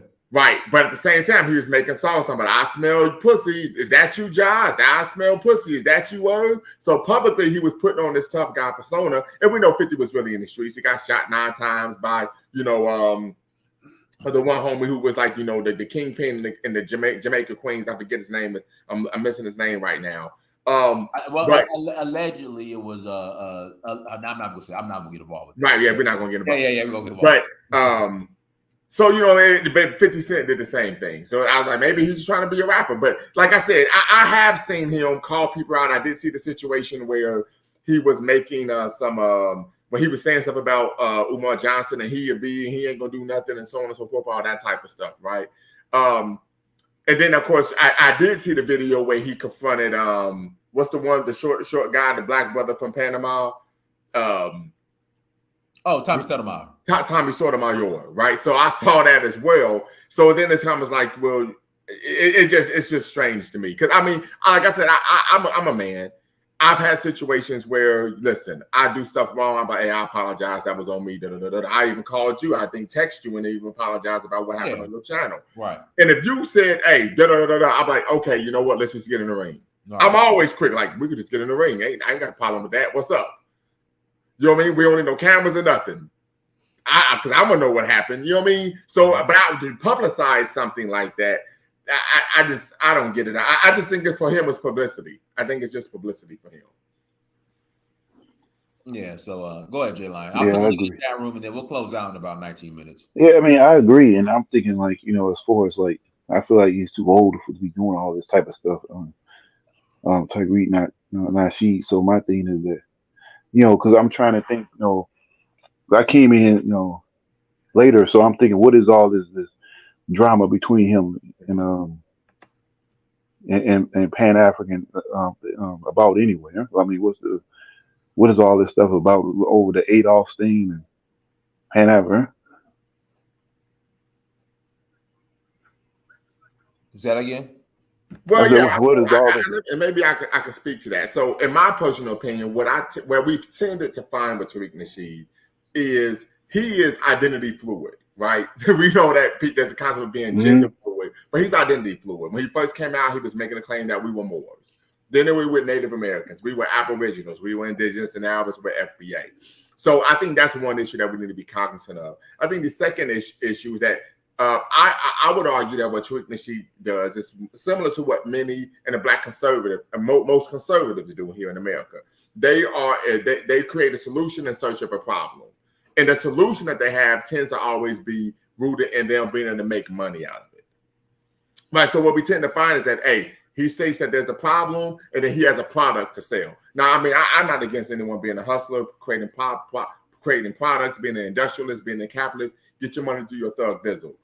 But if you are serious about someone engaging in actual work to help restore African people to their traditional greatness, then you have to question, okay, how is this really benefiting us? Or are we simply, of course, lining your bank account? Yeah, I understand that, but I was trying to say with the drama between him and Brandon, like how did it start? Huh? Yeah, Dynash, you got a little more background on that? Oh, on what? On what happened? How did the beef between Brandon and? No, I guess Brandon has been kind of on Tariq's dome and, you know, calling out Tariq, and then Brandon found out where the location the museum was going to be, and he pulled up, took a video. This is going to be where the museum is going to be, and then Tariq went and filed a restraining order, which at first I thought was a joke because Tariq, like, you know, pulled up on Tommy Sotomayor, how he's going to catch the fade with Umar Johnson, and so I'm thinking like, Tariq didn't do that, but he did. So, you know, they had their first court date which was about a month ago. Then they just had the second one on Friday, and Brandon won the court case. But like I said, what bothered me, and I was like, okay, we got to talk and have a conversation about this, was when Tariq approached Brandon with the two non-FBA bodyguards. You know, and then accused Brandon of running when Tariq's the one that tried to file the restraining order. Right. And then goes on social media and pretty much calls Brandon a coward, and that why would I pull it up on you? You ran with his two non-FBA bodyguards next to him. So, you know, that's I'm like, okay, you know what? Let me talk to Brandon. How about y'all just settle it like men in a ring? Because he's calling out your manhood. After he filed a restraining order against you. Because like I say, when somebody files a restraining order against you and you in that courtroom, you know, you playing the victim. You have to make a compelling case as to why you believe this person is a potentially dangerous and would do you harm. Like, you have to state emphatically that I believe this person, if they are allowed to be in my presence, I believe they will seriously harm or try to kill me. You have to, and if you don't, you lose the case. But that's the basis of why you have how you get a restraining order. So, and then even before all this happened, I even asked Brandon, "Hey, Brandon, how about you and Tariq just have a conversation and sit down and work things out?" You know what I mean? So, you know, so it still ain't Brandon. Because the thing is, J-Line, you know, Tariq and FBA, they're always talking about how non-FBA are an FBA business, but then Tariq brings non-FBA into the business against FBA. So I'm like, all right, come on, that's a problem. Right. You're not practicing what you're preaching. So right. So because you know, that you're being a hypocrite.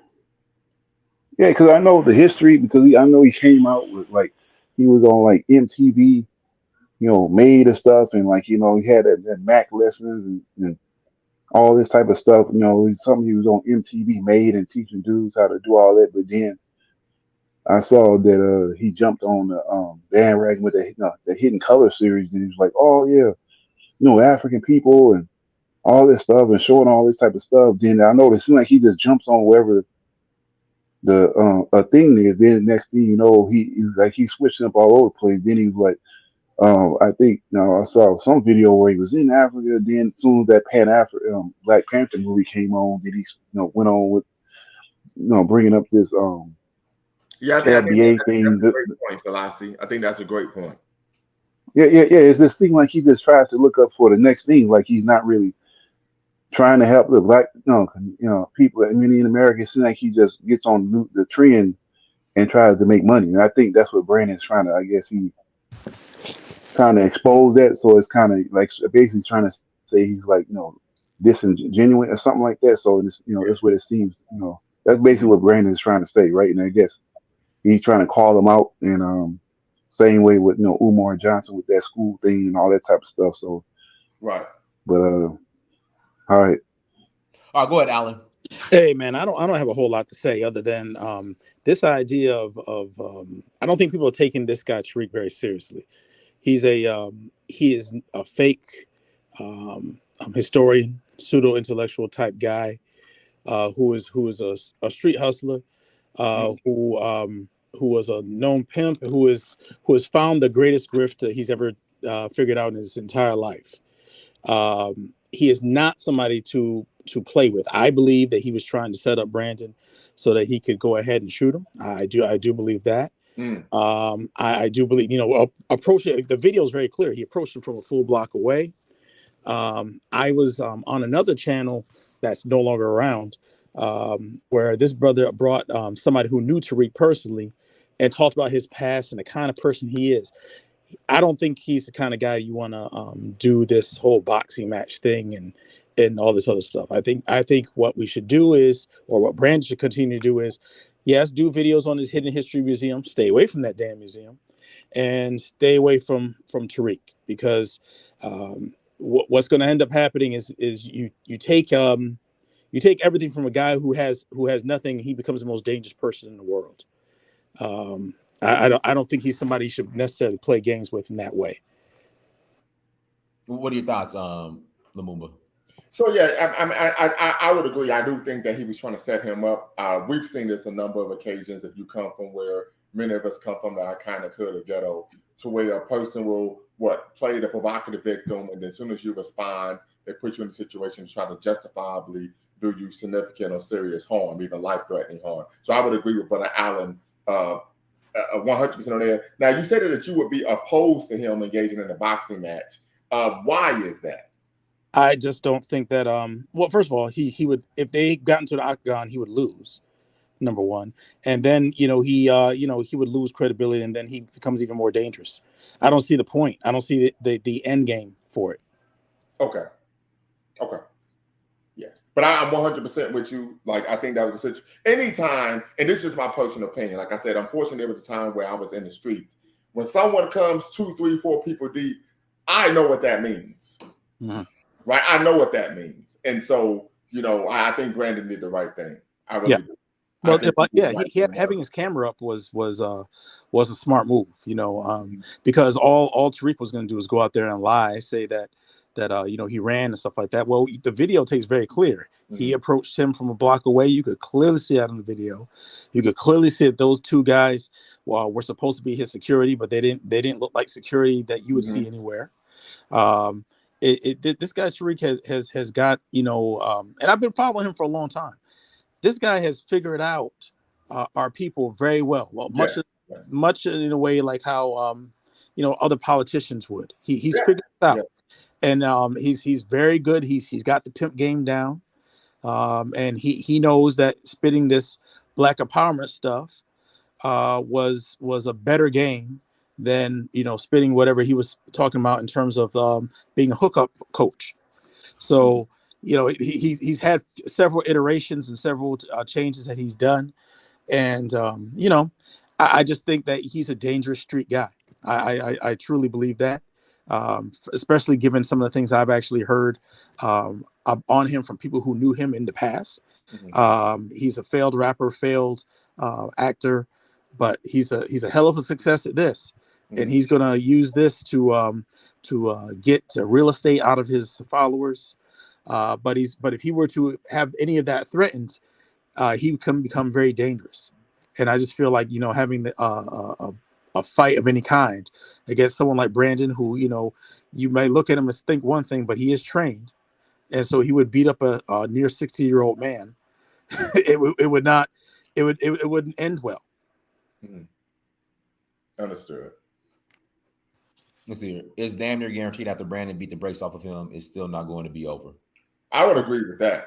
Yeah, I don't think it still will be over because, like I said, I've had conversations with FBA individuals, and you could give them a ton of factual information that of course, goes against and repudiates the claims that Tariq Nasheed is making, and it won't matter.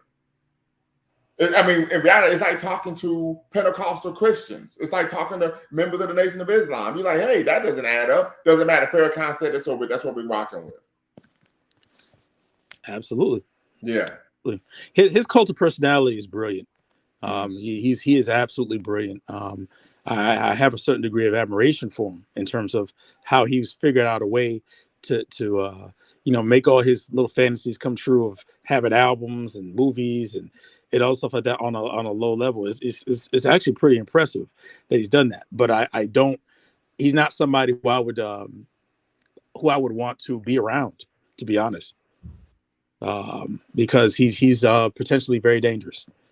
And I think you saw that in that video. I think that's what we should be getting at, is not setting up boxing matches or fights in the octagon where Brandon would kick his ass, and then them same two Hispanic dudes would pick a fight and try to kill the brother. But let me ask you this. I want FBA to call in. Like, I'm surprised. I see you guys in the chat room.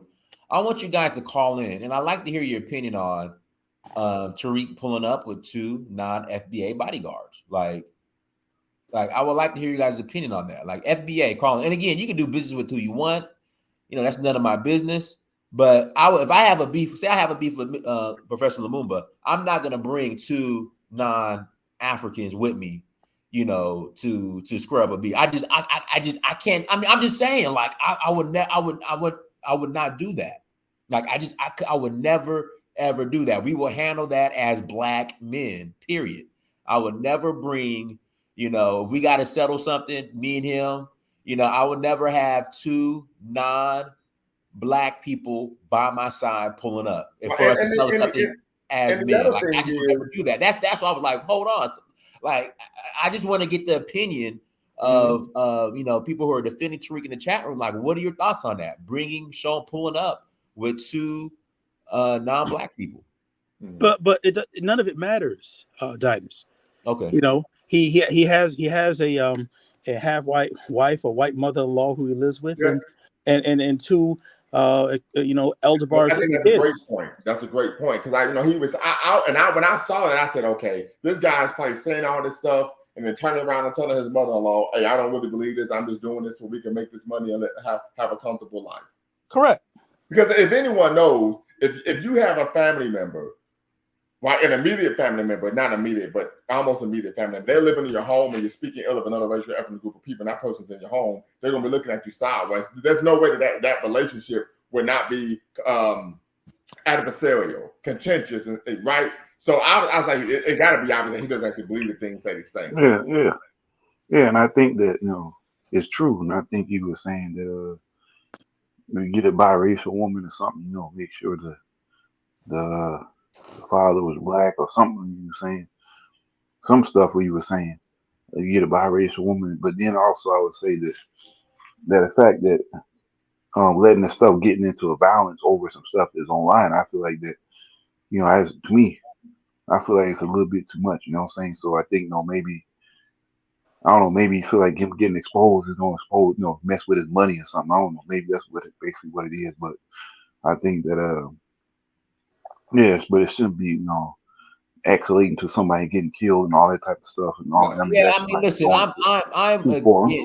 I'm against violence, Black men, you know, going at each other. I'm against it, but I just think, like Lumumba said, I think sometimes it'll get to a point where, listen, y'all, just catch a fair one. If you can't just sit down, talk, and say, hey, look, you know, let's go our separate ways. I'll keep your name out of your mouth. You keep my name out of yours. Let's just keep it pushing.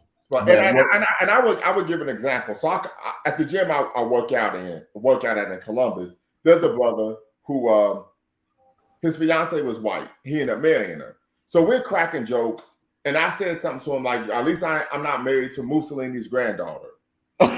And he looked at me like, what the hell? Like, you know what I mean? So I realized I went too far. So when I got home from the gym that evening, I called him and said, hey, it's one thing for me to snap on a particular group of people in general. But I said, for me to speak ill about your actual wife, I crossed the line. I said, I apologize. I realized I went too far. And he said, that's why I was. What did he do? Because, what did he do for you to say that? No, we were just cracking jokes. You know what I mean? Okay. Yeah, you're right. But let's say we did have a problem. That still would have went too far. And so, but he was like, you know, I can really respect you because you could admit that you were wrong. You realized without me even saying something, that's not okay. Right? So it's just, I don't understand how as men, you could go out and you could be saying and just acting this way. As a man, I just wouldn't move like that. Yeah, you're right. I mean, because it was just. I mean, that's something I may have did when I was in elementary school. Mm-hmm. You know what I mean? So yeah, it's just wild to me. Yeah, but like, you know, that's true. But don't think that you can't criticize white people because he's married to a white. No. But I said something specifically about his wife. Directly to his wife. Yeah. And he was joking about that went kind of a little bit too far. Yeah. Right. If I generalize white folk and say, okay, well, fine, but I shouldn't be saying something about your actual wife.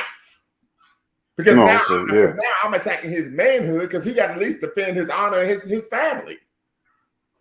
Yeah, You know because what I he mean? So has I was some. like, It's a romantic, personal yeah, I was like, you relationship know with what? that Even person. if I'm not into that, I don't understand how you can do that. I don't have a right to, you know what I'm saying? I just felt it was disrespectful, and I apologize to this brother before he even had a chance to even even say anything in response. I was like, I was wrong. Uh-huh. And this actually happened. This is something I'm making up. Yeah, but Brandon, Alan, anything else you want to share in closing, and then we'll close out. Oh no, like all I was going to say was that none of it really matters with this guy. His followers are his followers. They don't even want to engage, as you can see.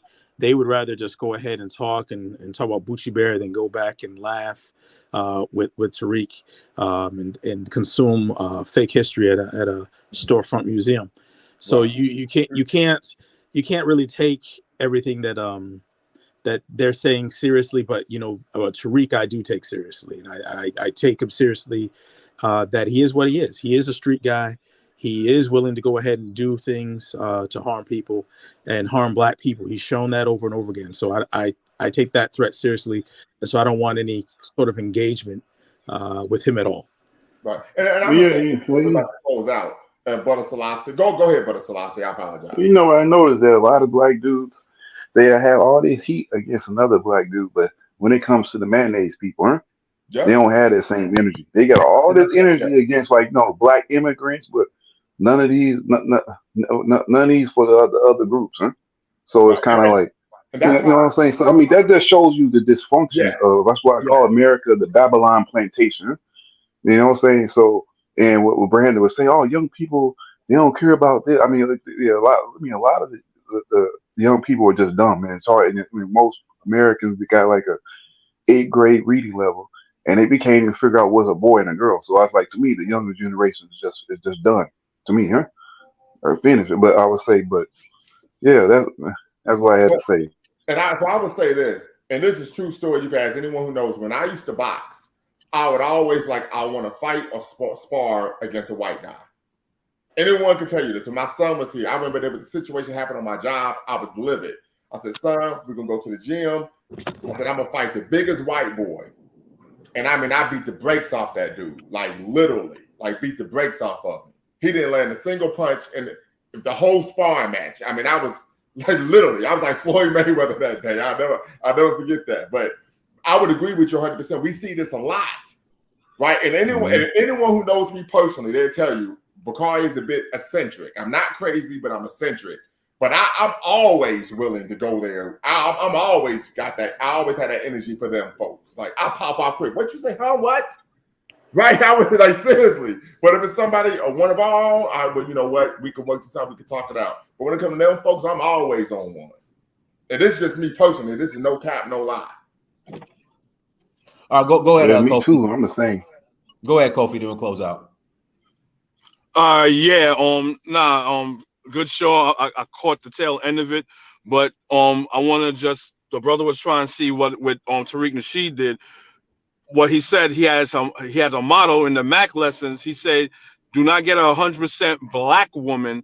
If you get a woman that's half white, and make sure that her mother, that the girl has a white mother-in-law, because the white mother-in-law will teach her, will raise her better than a Black woman, right? And he also says he will raise the flag of Europe in the bedroom.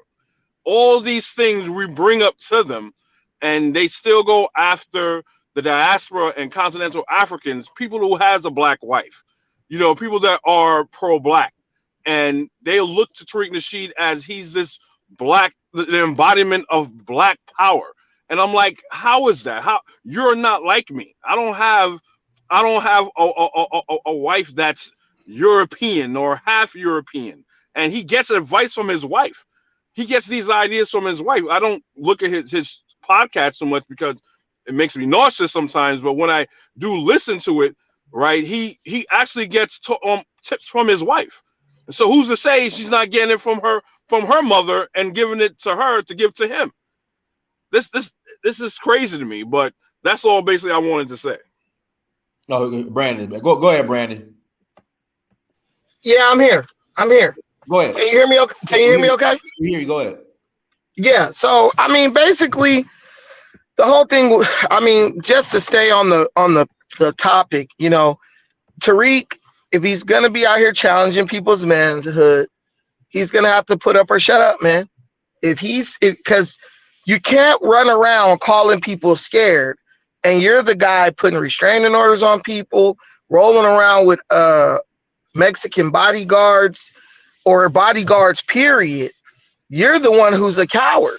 And you know, you got to drown out the noise of the people in the peanut gallery who try to get you off your square. Oh, well, Tariq, and you shouldn't, because that's what they have found fulfillment in protecting Tariq. Just like the people who defended the guy from the Nubians. When people are in a cult, they're just going to defend their cult leader because the very, like, who they are as a person is defined by this person's every action and every word. So it's not even that they're defending him, it's that they're defending themselves. Because if our people, there's one thing we don't like to admit, is that we've made a mistake in judgment, right? We've misjudged someone or a situation in a negative way. It's just, and if we misjudge a situation in a negative way and it turns out to be a positive, we won't admit that. And if we misjudge a situation in a positive way and it turns out to be a negative, we don't want to admit that. But the overarching thing here is Tariq has challenges people's manhood. He walked down to Arca Bay, smacked him in the face, right? He rolled up on me with 2 security guards. I obviously didn't want to do anything because, you know, there was not a huge barrier between him. If he wanted to come across and say, hey, man, I'm trying to do this, he wanted to come, get his camera on us, and he quickly spin the narrative. Oh, I was getting documentation. This stuff is so funny because Tariq's FBA degenerates, they repeat his excuses verbatim.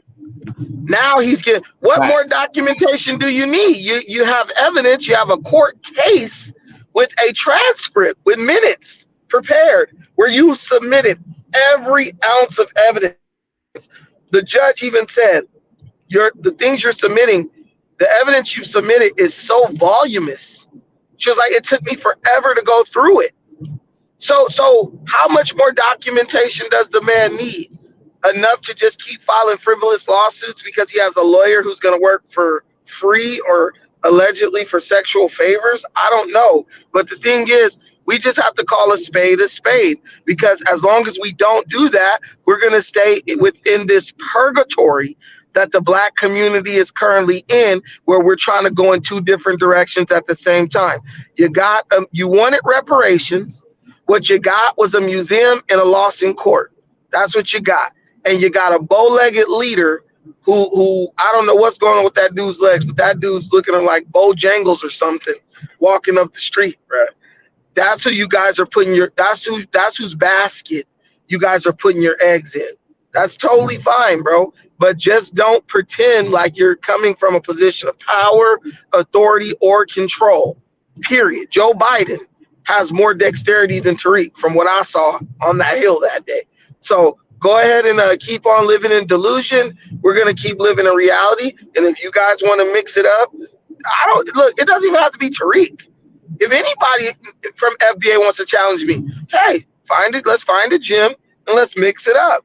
But like I found out when I went to that FBA rally, that is a cult of cowards who put women in the forefront to lead their battles and to go out and put themselves on the line in the name of reparations. So we know what you are, not too intelligent. That you went to the FBA rally, the one that was in Burbank. That was 10 minutes from Tariq's house, but he couldn't show up. You know, no, Jonathan Miller, why don't you tell Tariq to take the security guards he got to the KKK? He's the one who got y'all sending the money, making y'all think that he's fighting the KKK. Why are Black people even still talking about the KKK? Black people in America will have people around the world believing that the Klan is rolling around in trucks with gun racks, burning crosses on their front line. This narrative is dying because I'm gonna kill it. You niggas, the KKK ain't worried about y'all. You niggas are killing each other. Just like you guys were hoping Tariq and his Hispanic security would kill me, but it didn't work because I'm too smart. So I'm living to fight another day. And guess what? I'm still gonna keep talking about him. And I'm going to the grand opening of the Hidden History Museum. And then what? Brandon, that's one thing. Like I realized, I was like, I mean, on Twitter or off of Twitter, you know, these guys. Tariq is really scared of you, so he could talk about how he's 6 whatever, right? Taharka Bey is a short dude. You know what I'm saying? You two, but he's not really scared of Taharka Bey. You know what I'm saying? I guess the energy you present, he's like, look, if it comes down to it, bro, we'll scrap. And I think that's when the reality hits Tariq. Like, nah, I can't be anywhere or along with this dude. The person who really wanted the smoke, who was selling the most wolf tickets, saying the most shit in the court hallway, was the tall Hispanic dude. He was the one. Oh, what you smiling at? He was acting aggressive, like he wanted to fight me. You know what I'm saying? Like maybe Tariq been tickling his brown eye or something. But he was the one aggressive. So what I think Tariq was doing, Tariq was going to try to lure me out so he could try to get a cheap shot on me. And then it would have most likely been me and the Hispanic dude fighting, which is fine. If you guys want to tell Tariq to get that dude, look, I'm going to issue it. I'll say it right here. Tell Tariq, y'all going to go back to him and say, go tell Tariq that he could bring the Hispanic or whatever that dude is. We can go to any gym and we can mix it up. If that dude really wants to smoke that bad, straight up, tell him to tie up his ponytail and we can get it in, bro. I'm not scared of nobody, period. But 3 people right after court, I'm not giving Tariq a cheap victory in an escape, a little excuse. So, I smacked him. Look at that. Nah, you're gonna lose. You're gonna wallow in your loss. You're gonna relish in it for that day, so you really can let it absorb in, right? That's what Tariq is doing. Tariq is trying to defend his ego. His ego got hurt when Taharka showed up to California, then showed up to the gym. And like I told Taharka, don't bring your ass to California on those solo missions. He could have called me. I would have went with him. You know what I'm saying? And I guarantee you everything would have been different. But the reality is, these guys ain't never going to show this type of energy to white supremacy. Tariq Nasheed didn't show up with no bodyguards to Jared Taylor. Didn't show up in defense of Marcel Dixon or any of these other folks. Tariq only will show up aggressively towards other blacks. Guaranteed. But where's that energy he had for Tommy? You know what I'm saying? See how he did that pull up on Tommy? Because you know Tommy ain't gonna do nothing. Well, he pull up that time with Vlad because he ain't gonna do nothing. He ain't gonna pull up on people that's about that. You know what I'm saying? So he's a fucking coward, man. Well, here's the thing. He showed up to Tommy one-on-one because I think maybe he think he could get Tommy, and maybe he think he could get Taharka. But I know Tariq doesn't think he could beat me in any real fight because every time he's within 10 feet of me, he has security. When Tariq knows he's going to be in my presence, he has security, bro.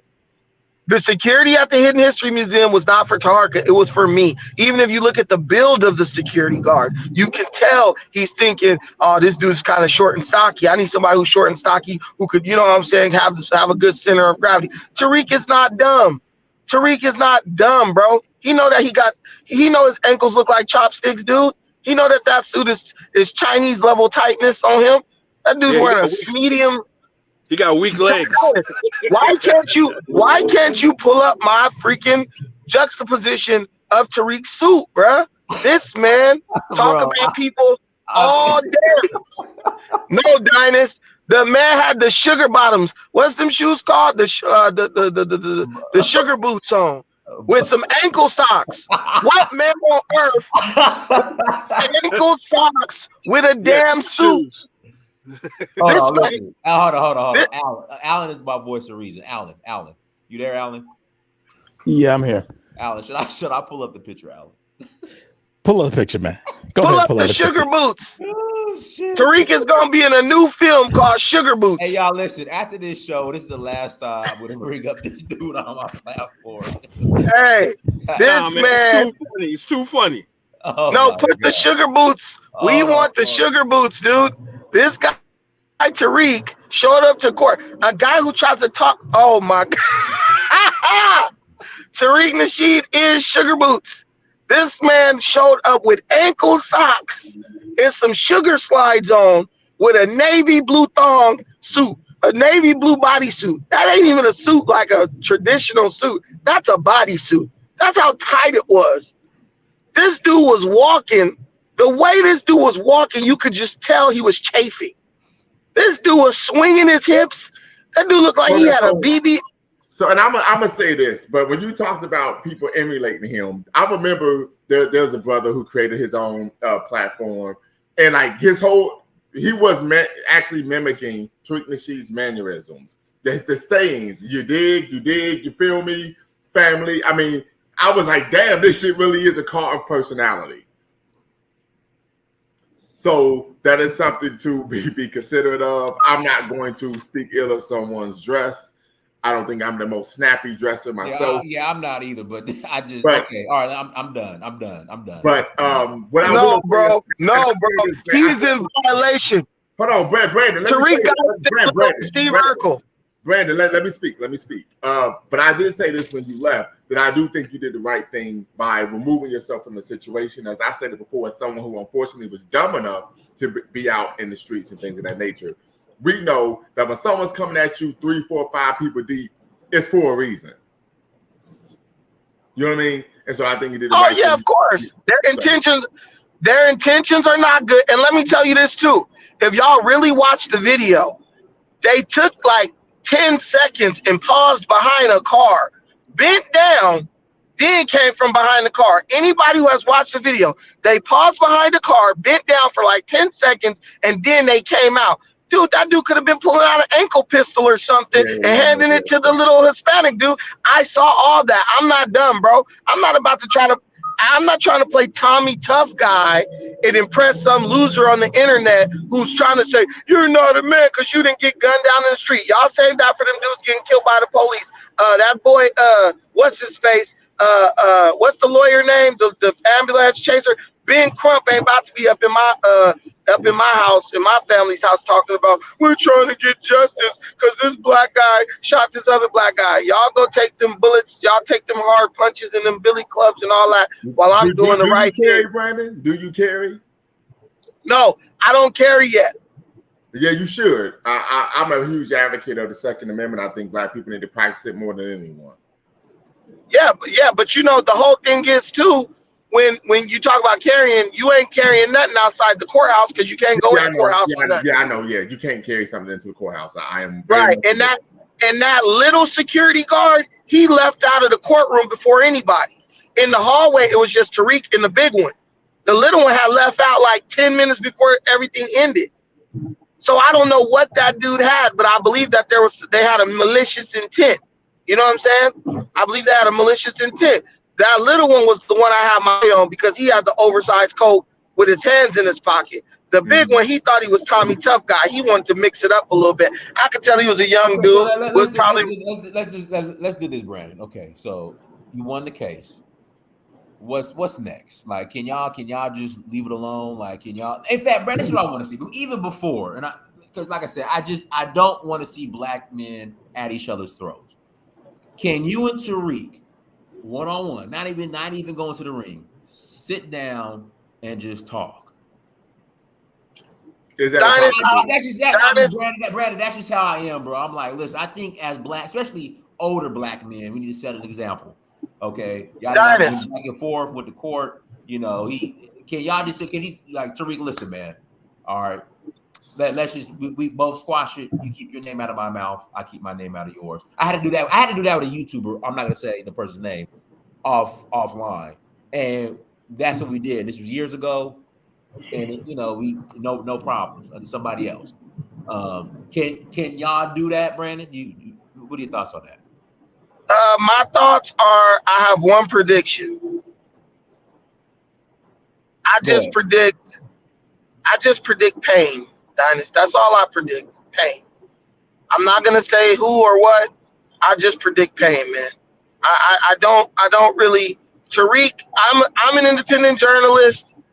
Tariq's feelings are going to get hurt because I'm gonna do everything I can to expose that he's a scam artist. So I just predict pain, man. Okay, so if you came to Tariq and said, Tariq, listen, brother. Maybe a divorce is in the works. I don't know, but no, He's not. I'm not gonna let Tariq. I'm not gonna do what everybody else has done. I'm not gonna do what all these other dudes do. Let Tariq get a pass and then complain about the residual effects of what he's doing.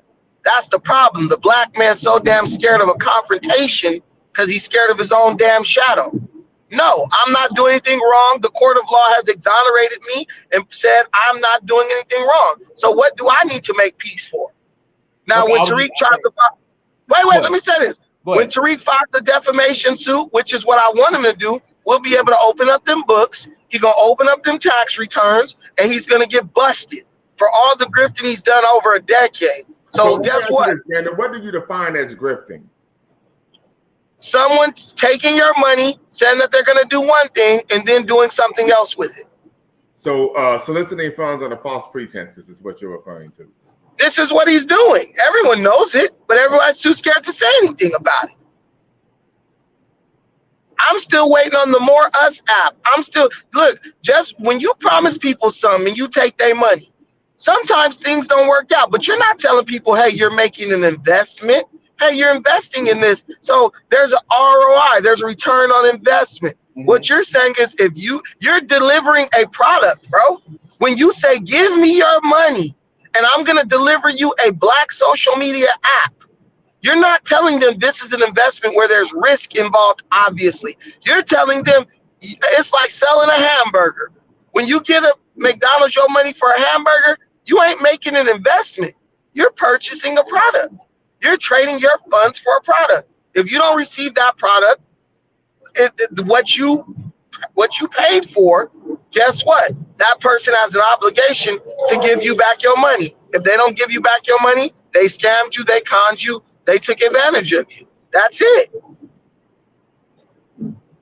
I want to give one more example of Tariq's cowardness. So when he invented FBA and it started popping off, and he was with the Afrophobia and things of that nature, I was against it or whatever and things like that. And he was doing some stupid tour, and he came up on Sonnetter. So he was in Sonnetter, and the person I was interviewing was Garfield. Garfield is Jamaican. And Garfield asked him, hey, what's going on with this FBA stuff and stuff like that? And Tariq started putting on his tap dance shoes. He didn't have this vitriol, this hatred for them or anything, right? And he even didn't announce he was being in New York, because I would have pulled up on him and called him out on his bullshit. I would have ran to Harlem. I would have jumped on the train and been to Harlem like, yo, what's the deal? Why are you tap dancing? You know what I'm saying? Because why? Garfield is Jamaican. Sonetta is Dominican. You're in the middle of Harlem. There's all types of black people in freaking Harlem. So from that, I'm like, wow, this dude is a coward. Because the reason why he's calling you out on it, because he heard all the things you were saying, and he all grinning and everything and stuff like that, like shit was cute. But when he goes back in Cali and he's in the confines of wherever the hell he is online, then he keeps spewing all that BS. Same thing when he went to the FBA rally in DC. It was mad PC. I was surprised how PC it was. Because I'm like, yo, I wonder if this dude's going to say the same exact thing that he does on YouTube and that he does on Twitter. And he did not. That's how I know the dude, this whole movement is fake. It's a bunch of He didn't say the word tether one time, bro. He didn't say the word tether one time, bro. It was all black unity and stuff, because Tariq need them Negroes donations for that scam. Bro, listen, Tariq got to pay the rent, bro. His tenant at his income property moved out. Now he got to figure out how he going to pay that mortgage. So now he mad as hell. His little panties and his suit is all up in a bunch because he got to pay that money out of his pocket. They're going to have to tighten their belts up in the Nasheed household, and it's okay. Just as long as he knows he ain't going to get away with nothing as long as true independent black journalists. Bro, this is not the first time, people have tried to assault, kill, and threaten journalists, bro. That's what happens. One of the ways somebody's grifting and stealing is when they try to go after the journalist. Why this dude don't go after somebody who's really coming for him? Why don't he go after Umar? Why don't he go after Tommy? Why don't he go after Turkey Tom? Why does he go after any of these people? You know why? Because they're not hitting home. What they're doing is not really hurting him. What's hurting him is people having integrity, telling the truth. people who don't get on the internet and make up lies all day so he could easily discredit them. He can't say, oh man, this guy did hard time in prison. What he says about Michi X or them other people. Nah, bro, you can't use none of that on me. I'm right here. I'm willing to meet you anytime, any place. We can have a exhibition or we can have a discussion. It's up to you. But just like I told him, I said, I have no problem with you as a man, but I just know you're a con artist and I'm gonna keep talking about it. So if you're not a con artist, then you don't got nothing to worry about. But he is a con artist. That's why he got to worry about what I'm saying. There were people came out and said, oh, the OAP, you stealing people's money. I knew that wasn't true. So you know what I did? I didn't even worry about those people. You don't got people coming from the OAP saying, Brandon took my money and didn't deliver what he promised. Nah, but you do got people saying that about the Hidden Scam Museum, though. And Anthony Ali is one of them. Yeah, it's just that thing with Black America and stuff like that. I do, and Black people. Okay. Let me interject real quick. So I haven't seen anybody complaining personally. Okay, somebody wants to call in. Okay, I haven't personally. I'm gonna put the link in the chat room. I haven't seen anybody. In fact, if anybody's in the chat room who is, see, I don't want to see. I'm not worried about the museum. No, there's a guy named Robert. He calls into my channel all the time, and that dude said, yo, low-key, I got played. That nigga had me up in the matrix, up in the web, believing the stuff you were saying. He's like, I want my damn money back. And there are thousands of people who feel like that. See, that's the whole thing we don't understand. Tariq has an older audience. A lot of the people in his audience, they don't even know how to connect through StreamYard to get up here and voice their complaints. Also, his audience is trained. They know the minute they go up and say disagree with him or dispute something, he gonna take them down, Dynast. So they're basically silenced. Because if one of the Dynast, let's be real, you've listened to Tariq before. If one of the people get up and start talking about Tariq not delivering and they want their money back, what Tariq gonna do? Clown him. No, the signal faded, family. I don't know what happened. Everybody on here know how Tariq behaves when it's time to deal with people who are criticizing what he's doing. He's just gonna mute you. He's gonna mute you or say where you're from. Okay, Africa TV. I'm not. So again, me and Brandon, we disagree on this. How you spend your money is your business. Like, listen, the reason why I did the show today is because I have a problem. If I have a beef with another Black man, all right, and we're going to settle it, I'm not going to interject non-Black people into that beef. And for the life of me, but it's none of my business, I don't understand how certain people are just letting that slide. Like, to me, that was like a violation. Like, if I have a beef with Brandon, it's just me and Brandon. Now, if it's in the courtroom, I got a white lawyer, that's one thing. But if I have a problem with Brandon, all right, and I confront Brandon, I am not going to confront another Black man with non-Black men with me by my side. But Dynast, that's the whole thing. A large segment of our people they hate other Blacks. They don't care about that. They only know that I am threatening the person. I am threatening to dismantle Tariq's entertainment empire. They don't even care about the museum. They just care about the jokes. I'm gonna send $50 because I just want to hear the jokes Tariq's gonna make about opening the museum once he doesn't open it, right? That's the metric, entertainment. So it's just like they don't care. Black people go to the movies to watch violent movies. Do you think those same people abhor violence in real life? They'll say that to give lip service, but in reality, they like that shit. Why do you think Black people, Dynast, let's be real, we are dealing with a group of people who see Black people get killed by the police every day, still telling Black people to argue with the police at traffic stops. We have a fetish for trauma. We love it. So we encourage our people to behave in a way that will produce more trauma. All right, guys, links in the chat room. Tommy said he wanted to call in. Somebody had clicked the link but then fell off. So links in the chat room. Again, guys, the museum, I could care less. You know, people who donate to Tariq, that's none of my business. I could care less. Again, the problem I had was how you're going to pull up on Brandon with two non-Black FBA people. That should be man. Hey, let me tell you something. Dynast. So when you be on here, right, and I'm gonna just put this one straight to you. No, go ahead. You are on here and you want people to buy your documentary, right? Absolutely. And I've seen the documentary and it's good. But Right. do you realize there are people right now who would want to watch your documentary but have made a vow to never send another dime to another black YouTuber because of shit people like Tariq do? That hurts you too. And you should be like, yo, just don't get on the internet lying to our people. That is not something, that is not too much to ask. Dynast, deliver what you promise. Right. That's it. That's all we saying. And if they did a class action against his ass, he would go to jail. But our people are too dumb when it comes to holding other black people accountable, or they fear backlash from our people if they dare try to hold Tariq accountable in a legal way. While Tariq operates maliciously using the legal system against other black people. So that's what I'm trying to tell you. The same thing that we said we don't care about, that's preventing us from doing the things that we feel will help our people get to a better place. Okay. When they go hand in hand. Okay, I can see that. Okay. All right. Anybody else calling in? People in the chat room calling in. Links in the chat room. We'll wait a couple more minutes. If not, we'll go ahead and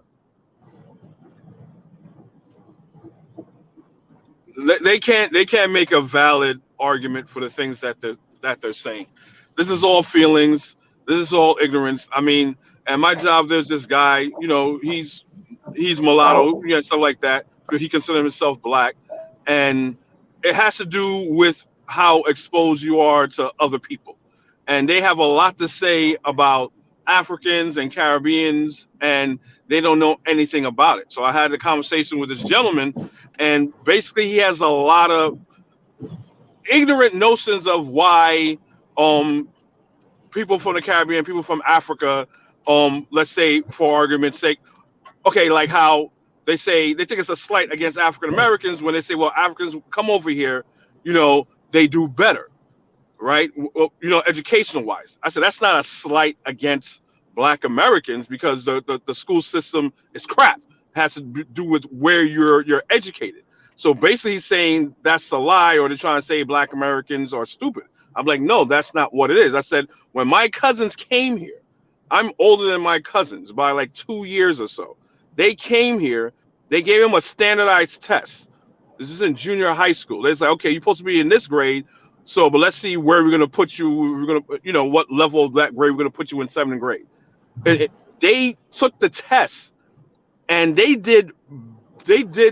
were on the level of where I was a year or two ahead. And they were like, why are you doing so good? I said, well, because the standard in Guyana for school is the English standard, whatever. And so they're going to do a little bit better. That's all that is. It's not us being smarter than you, but he didn't know that. So let me tap into that. Yeah. So let me tap into that. And I can say that, because I work in education. I would argue today, yes, we know that for the most part, the public school system rather than school system does a rather extreme poor job of educating Black youth, let alone all of America's youth. But I would argue that part of the issue we find in our community as it relates to education is that there is a lack of focus and emphasis on education being important. And I can say this as someone who has a background in Black African American studies. I actually teach African American studies right now. This is an issue that we find, unfortunately, in our community, and this really comes at the intersection of integration, the destabilization of the Black family, and then, of course, welfare, that we found that education was no longer an emphasis in the Black community as in the manner that it used to be. And I can say this as a parent as well, that, I couldn't believe it when I to witness parents just being lazy. I could recall when my children were 1st, 2nd, 3rd grade, and other parents would be asking me if they could pay me to tutor their children. I said, your kids are in 1st and 2nd grade. You don't need a tutor. You can just sit down and work with them on that 2 + 2 is 4. Yeah, the parents are not, there's no one smarter than Black Americans, or no one's really smarter than anybody else. It's just all about the parents taking an interest in what their kid is doing. Like, even with my daughter, My daughter is a straight A. My daughter is a straight A student. But when my daughter has like a test or something, or she's doing a report or something like that, if she asks me about something, or if she tells me what her report's about, I'm gonna tell her, look, there's more information about this person than you're being required to make a report on. Go read, go Google, go look the person up. I'm gonna ask you. Like I've given my daughter books. When my daughter's in the 4th grade, I gave her Call of the Wild, random book.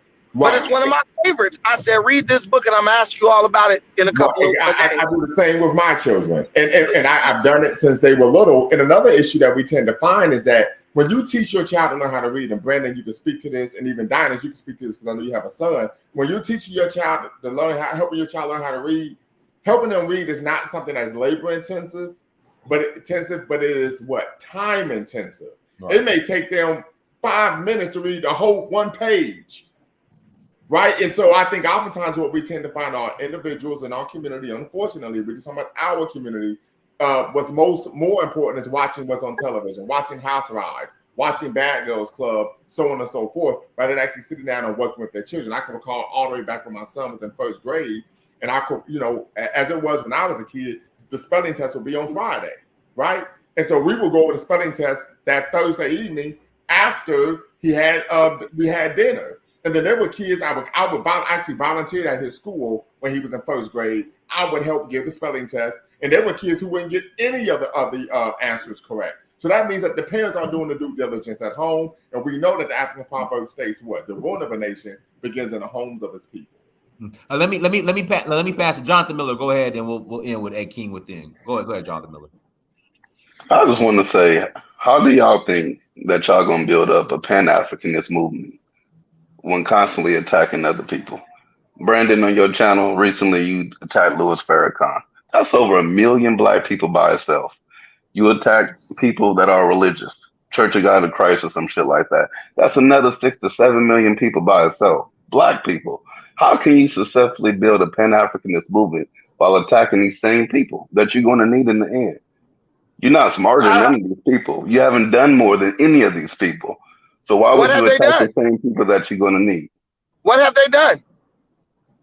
I see those people complaining about the same stuff for over 300 years. So what have they done? The Nation of Islam, they got hospitals, they got schools, they got businesses all over the lying. Stop you lying. I know you got hospitals. This is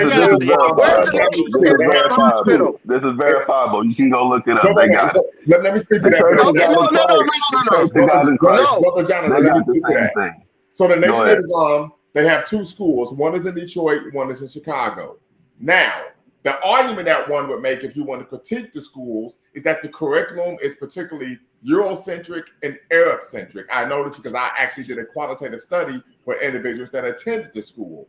They shared with me that there was very little Black history that was taught, and the focus was on Arab and, of course, European history. So I think you would critique the curriculum, but they do have 2 institutions, and one is in Detroit and the other is in Chicago. So we can always critique. We can critique a whole bunch of crap, right? About everybody on this channel. Do you have a school, sir? Did you build one? There are Pan-African schools. I want to understand.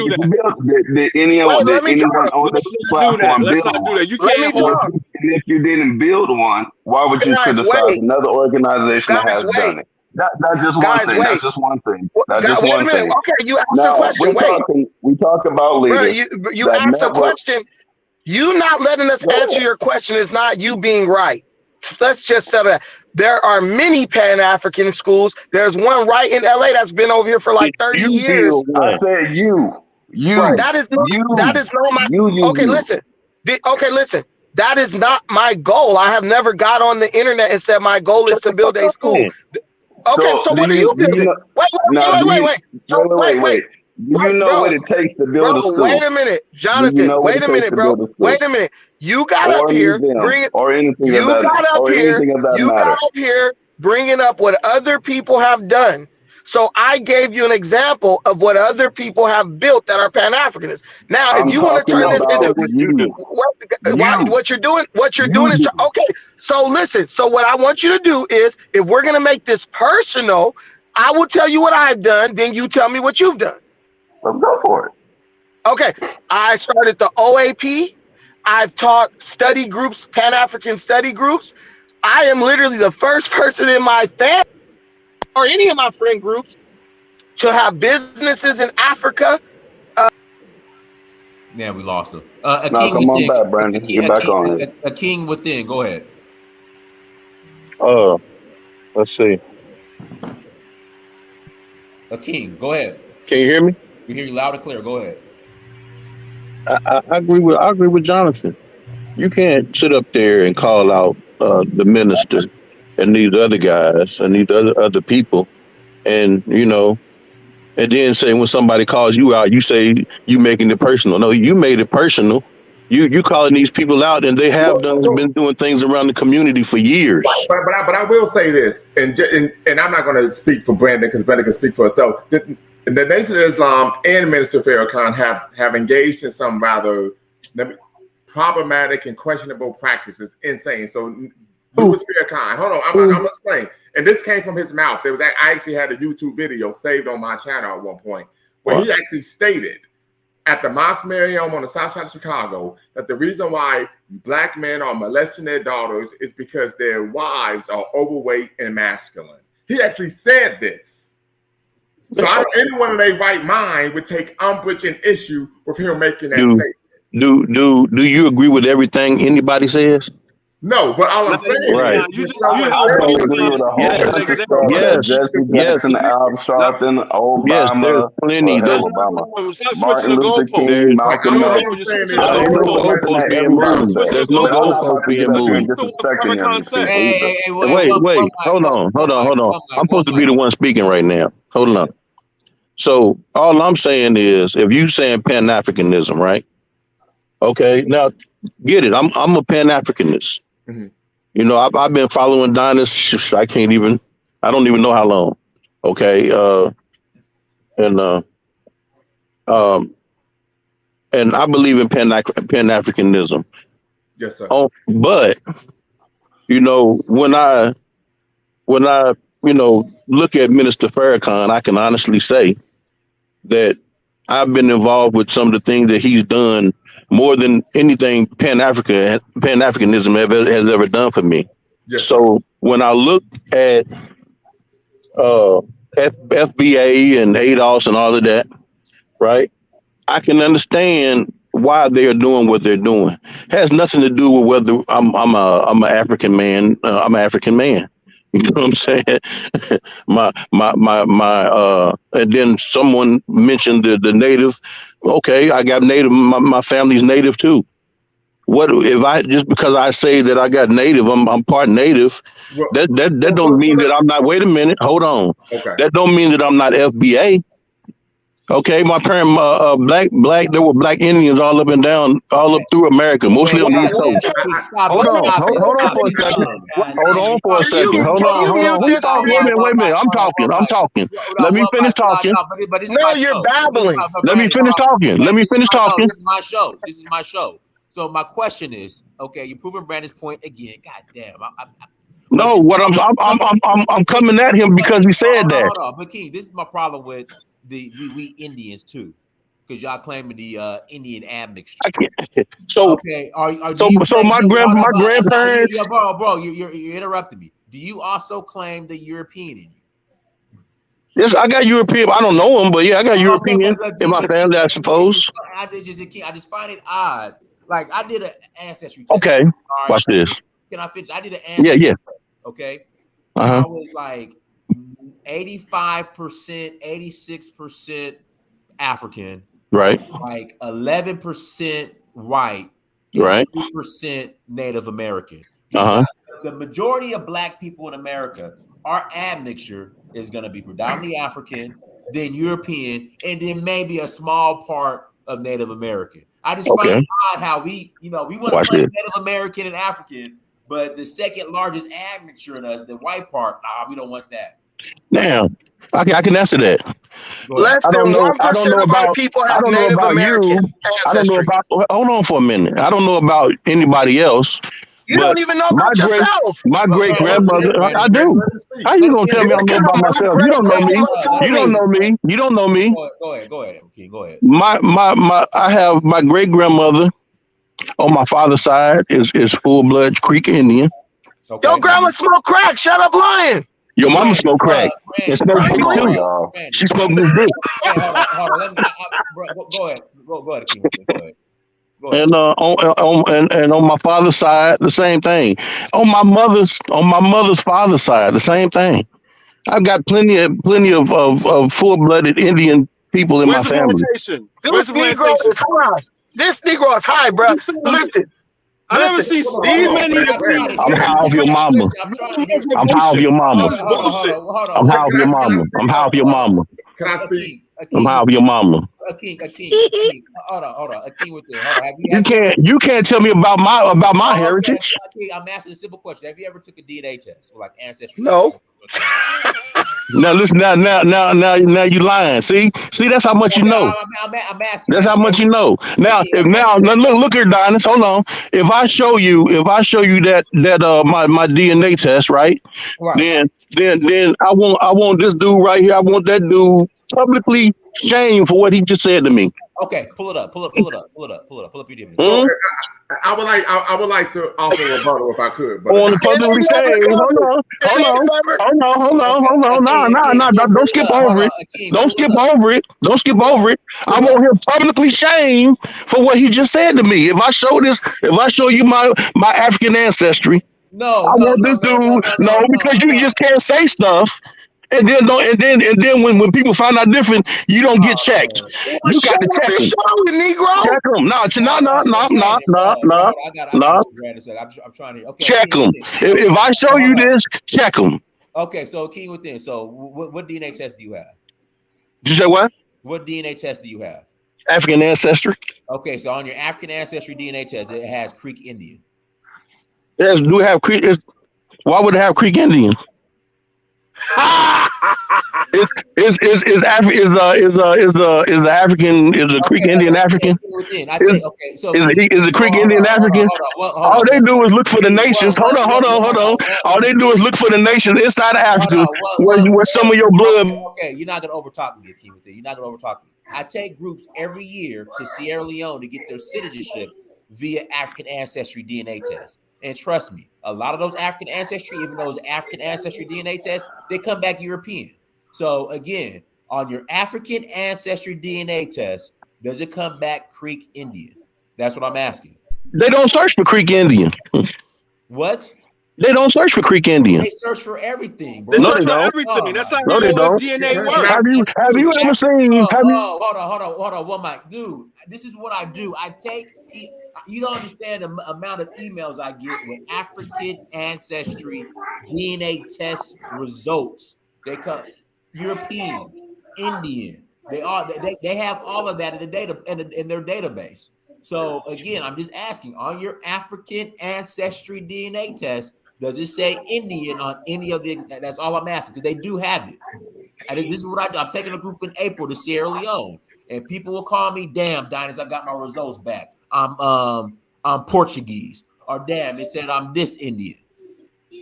So that's all I'm asking because they do. American. Go ahead. Mine says Native American. It doesn't say which kind of Native. So the African ancestry DNA says Native American. Yeah. All right, go ahead, pull it up. Dinus, can I speak? Go ahead. Okay, so I want to provide a rebuttal. I'm sorry, Lumumba. King within. Yeah. Go ahead and pull it up. Share the screen, and I'll pull it up, and then I have no problem apologizing when I'm wrong. No problem. Yeah. No. I want him checked because he the one said it. He the one said I was lying. He said I was smoking crack. He said I was smoking crack, and that's my problem from when I first called in. That was my problem because you have some of these guys saying stuff. Bro, just pull the test up. Pull it up. That's all we had to do. So yeah, I wanted to speak to some of the things that Brother King stated, and nobody checking for it. Pull it up. I would agree if you're in the Black community, you're looking to do progressive work, you're going to find yourself working with the Nation of Islam. Guys, A lot of people. Let me, Brandon, don't cut me off, Brandon, please. I would agree with that. However, there are a number of issues with the Nation of Islam that people would take umbrage with if they actually knew about the Nation of Islam. For example, the Nation of Islam teaches, these are part of their teachings that came from Elijah Muhammad, were passed down to Louis Farrakhan, and has been disseminated to their members, is that black people are dark-skinned because they were cursed. Right, these are actual teachings, right? That black people were cursed. That's why they have kinky hair and big lips and dark skin. These are facts. I actually have a literature on this. True. Right. A second issue is when we talk about the economic program, the N1. I actually have a recording of a phone call I had with a high-ranking member of the Nation of Islam, and I asked them, how does this program, the N1, help black people in general? He told me how it works. That they are supposed to give a particular amount of their income and donate it to Farrakhan. And I said, okay, and this helps run the Nation of Islam businesses, particularly Muhammad's Farms, so on and so forth. And they have a restaurant on the south side of Chicago. I said, great. I said, so when you donate this money, do you get a quarterly or yearly dividend of the profits of the business? He said, no, that's not how it works. We give the money to Farrakhan, and we simply believe that he does the right thing with it. So I said, well, NOI is a nonprofit organization. You don't get dividends. But hold on, let me finish. But they said they were donating this money for their businesses, not for their business. Goodwill has a business, sir. It's still a nonprofit organization. Okay, but I asked the question: how does this end want? How does this help black people rise from the doldrums of economic despair if you donating to this program doesn't actually help the people in the actual organization? Who works in the business? Do you really think he knows that? And who works in these businesses? Let me finish. And what he stated to me was this: it will work if we have enough blind faith in our leader. And I'm not making this up, Dynast. What I would do is when I get a chance, we could do a show on this. I'm going to forward the actual phone conversation to you on Facebook. I'm going to DM it to you. And you can listen to it, and we could do a show on this so you can see that I am not making this up. Hey, look, Dynast. Well, hold on, Brandon, one mic. Akeem within, can you please pull up the DNA test?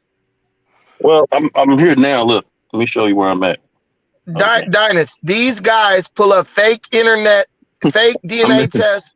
Listen, these guys pull up fake DNA tests because they know we don't know their real name. I've seen them do that. I'm at Walmart, so okay, we get it. You're making excuses. Hold on. Let me say wait. I show my face up here. I show my face. I am who I am. Dynast, I've been the same cat forever. I show my face, player. Dynast, you know what I'm saying? I'm real with it. Okay, you can't pull it out. So just say you can't pull it out. I don't have to lie. Dynast, I told you the DNA test wasn't coming. I've seen these dudes on Aboriginal Power's channel. Wait a minute. Are you not coming on no more? This is gonna be your last live. I didn't interrupt you. You look like Yosemite Sam, so back your ass up. I look like your mama. I look like your daddy, matter of fact. But your mama likes it. Your mama loves it. Your mama loves it. Your mama loves it. Hold on. Go ahead, Brandon. Dynast, I just DM'd you the phone conversation. I got it. Go ahead, Brandon. We'll close out. Dynast, like I said, ain't no DNA test coming, and now these guys have a new tactic. They everything's about. I bet when you come back on live, Dynast, I'm gonna show it to you. Like I say, I'm at Walmart right now, so I didn't know that some liar was gonna get on here and try to claim something like that. Can I finish my statement? Can I finish my statement? You ain't doing nothing but babbling. Okay. All right. I'm going, man. I'll let you finish talking. Dynast, like I said, I don't mind showing it if you check him when you find out that he lying. He lied just now. He lied. Too many people saying stuff that can't prove it. When they get proved wrong, they don't get checked. If you check them, I show it. You say you would check them, I show it. So I want you to. So the African ancestry DNA test says yes, American. Yes. And what else? I'm a Khan. I'm a Khan from Ghana. And it says Native American. I'm from the Akan people.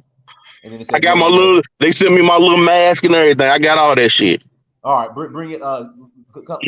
Just send me. Yeah, I got all that shit. So go ahead, Brandon. So this dude, yeah, go ahead, Brandon. Liar. Shit, I'm gone, bro. Right. I'm the liar. Okay, but these guys, bro, they're doing this now on Aboriginal Powers channel, and I understand why these guys make a point to like keep their faces concealed. They're literally pulling up fake DNA tests from other people because like everybody's posting their DNA results online now. So all you got to do is be like African ancestry DNA Indian results or 23andMe DNA Native American. So that's what they're doing and then they say when you say prove that that's you, oh no, I ain't putting my information on the internet so somebody could dox me and all this stuff. It's just they're so retarded that they've just figured out that they could fake DNA results on the internet. Because for years they didn't let us just make a fool out of them. And now, because they're delayed with their thoughts, they now figured out, look, I could just post anybody's DNA. And because there's a level of anonymity on the internet, then nobody will be able to prove that I am or I am not. They want to relegate everything to the realm of obscurity. And, they want to keep the plausible deniability going. So I don't believe that guy. Dynast, I told you immediately he wasn't going to pull up no test. Did I not? You did. He sat there and thought we were stupid and thought we were just going to accept what he said just because he said it. And then when we said, pull it up, okay, we're ready to hear you out. It's always the same story with these douchebags. And the guy's like, oh, I'm in the car. Walmart. Bro, you could literally, listen, you could share your screen from your cell phone. I did that before. He could literally send you, email you the picture, and you can put it in your brand or just pull that bitch up. He could have shared it if he wanted to. He didn't want to because he ain't got no Native American ancestry. And even if he did, it's probably 0.2%, which don't qualify you to receive no Native American benefits or nothing. But my issue is you got 89% African, but you're trying to focus on 1% Native American. Well, Brad, it's not even that. They'll have 80% African, 18% European, 2% Native American, but would it completely skip over the European part and focus on the Native American? I'm not African. I'm 1% Cherokee. That's what I'm saying. It's all self-hatred. It's all self-hatred. Like me being from Guyana. Guyana is a very diverse place. The second largest population are the East Indians. Then you got the Native American Amerindians. So me coming here in America, and a lot of Black Americans say they have Indian in their family. I'm like, okay, how is that? Then they say Native American, and I'm like, I don't understand it. It makes no sense. And then later on, I was like, this has to do with some form of self-hatred, because why you never hear, most of the time you ask a Black person where you're from, oh, I'm from Tennessee, I'm from Alabama, I'm from Mississippi, and they'll never say, well, okay, I'm Black, period. You rarely hear that. Dynast, we keep getting pushback from these dudes, and they keep bringing up the NOI and all this stuff. And my question is, what have these people done? Q Butter got us. They criticize Umar Johnson because it's so easy to start a school. Fine. Q Butter got a school. There's a Pan-African school in LA, and I'm sure in every major city in America. The Marcus Garvey Academy off of Crenshaw. Is that the one you're talking Slauson. It's on Slauson, yeah. Yeah, and there's another one in the IE as well. My two little my niece and nephew went there. It's in San Bernardino. But what I'm saying is, you're telling me you're trying to compare somebody who's been controlling the narrative of Black thought for over 5 decades. You're comparing them to somebody who's been around for 10 years or 12 years or whatever, who got a school. Let's be real. It's too little too late. I don't want to hear about NOI having a school. I want to hear about NOI having a freaking empire. I want to hear about them having a sovereign territory somewhere in the world, because that's what they promised, and they've been grifting Black folks long enough to have to have plenty of opportunity to deliver that. I don't want to hear they got a school, and then he lied. NOI got a hospital. Where, Lord Jesus? Where? I want to find this school because I want to go visit them and get them some money. They're liars, man. They might have a clinic, and they probably don't even got that. Dynast, have you ever heard of an NOI hospital? I have not, but Jonathan, where's the NOI hospital? Jonathan, put it in the chat. That man is lying, bro. He just lied. That man is lying, bro. the Nation of Islam, the thing is, like, when something happens in Black America, not saying Farrakhan shouldn't voice his opinion or say something in Black America, but when something happens in Black America that needs to be addressed, of white supremacy or whatever like that, Farrakhan speaks on it. But to order to be, you only get benefits if you're a Muslim, right? You have to be part of NOI. You're part of NOI, blah, blah, blah. But you're supposed to be for the people. The NOI is just supposed to be your religious affiliation. But if you're for the people, why all the things you're doing, like Brandon said, why hasn't all the things you accomplished benefiting the majority of Black people? Because it's a religious organization. It's a club. You gotta be a part of that club. I don't know anyone that's a part of NOI or whatever, but common sense says whatever benefits them is not benefiting the Black neighborhood as a whole. So what, like Brandon says, what good is the NOI, for Black people as a whole? What have they done to have a positive impact? It's not the days of Elijah Muhammad and Malcolm X, where, they had all these businesses and you see this big domino effect all across America, of Black people, saying, being upright, doing businesses, doing for self. That's not happening anymore. We're on a downward spiral. So what is good is the NOI doing? That's a very legitimate question. All right, let's go ahead, Brandon. We're gonna close out, man. We'll close out this. Wait. He sent you the address. NOI North Shore Orthopedic, 680 North Shore, Chicago. That ain't no hospital, bro. That's an office. That's a clinic. These Negroes are so it's an orthopedic clinic. I don't know. You got to look it up. I don't believe nothing that Negro said. He said so that orthopedic. Hold on. Where is it? I don't see it. Hold on. Let me scroll up. That's not a hospital. The fact that it says orthopedic clinic, it could be someone that rented some office space. I'm not gonna minimize anything a Black man is doing, but that's not a hospital. It's an let me look it up. Let me look it up. There's no such hospital that says we're at a hospital unless it's like a cancer hospital that specializes in that. But a hospital does everything. It has an emergency room, has a triage room, has an operating room. It has everything. A hospital is not something based on one particular medical designation. So that's not a hospital. The title alone tells you it's not a hospital.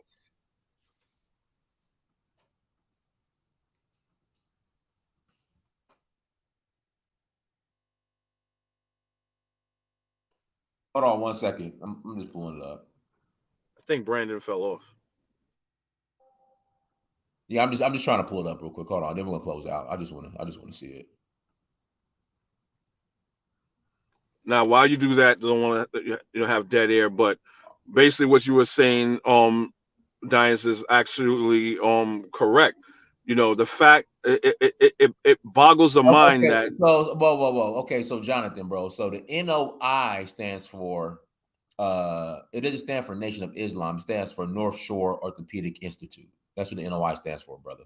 Wow. So he just Googled that. That's what it sounds like. Yeah. I think he just Googled it. Hold on, let me pull it up. Brand. Yeah, I mean, even if it was a orthopedic center. I mean, I'm never gonna minimize. No. I mean, that's why me personally, I will never I don't get on to talk about Tariq's museum. You got a museum. I mean that's what the people wanted. They're happy. If the majority of the people who donate are happy, that's none of my business. I'm never gonna hate on that. It's just the problem I have pulling up on another Black man with two non-Black people. But bro, that's not yeah. So Jonathan, NOI. Let me blow this up.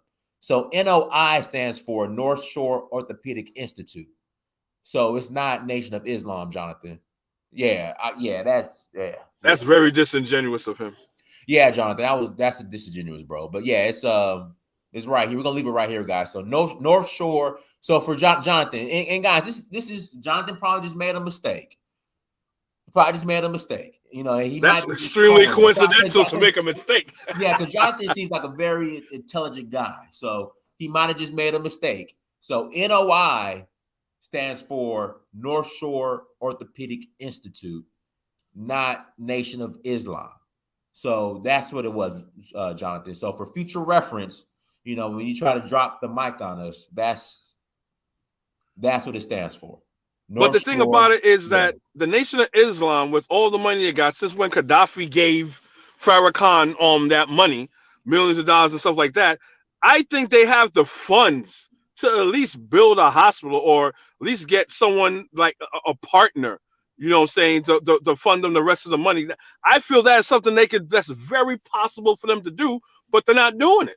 And that's a lucrative business. If they're thinking, well, from a business standpoint, what's going to be our return on investment? It's a hospital. Jonathan said, yeah, I made a mistake. I'll send the info your email. Okay. All right. Okay. All right. Whatever. Okay. But even if that's the case, Nation of Islam could do it. And I would like to see that that hospital that he's talking about. Because, you know, black people are afraid that, you know, they're afraid of hospital, you know, due to all the funny business that's been going on and things like that. So that would be that will help the black community. I always say hospitals and supermarkets is what we need in our neighborhoods. You know, we got food deserts here. The healthcare system here is poor. You know, that's something that could definitely benefit us. And one last thing, guys, I understand your standpoint. Look, you're not going to crap on another man's endeavors and whatever level of success. But like Brandon says, and many of us saying, that is not a museum. Tariq doesn't even have one artifact. Everything he says he's putting in that museum is art. So it's basically a art gallery. It's not a museum by the very definition of what a museum is. We won't find out till he opens the museum, I guess. You know, whenever he opens it. You know, I don't. You know, like I said, we don't. Abundant Life Clinic. Okay, yeah, we won't find out till he actually opens it. So, you know, but I just, you know, as far as getting in actual artifacts and doing all that, you know, that's a big endeavor. But like I said, it's not my money, none of my business. If the people who donated, they're happy with an art gallery or whatnot or whatever's in there, that's between them and Tariq. That's none of my business. But anyways, guys, listen, thank you for joining. Like, share, subscribe. Until next time, family, Dynast Amir, search for Uhuru. Peace. All right, peace, Dynast.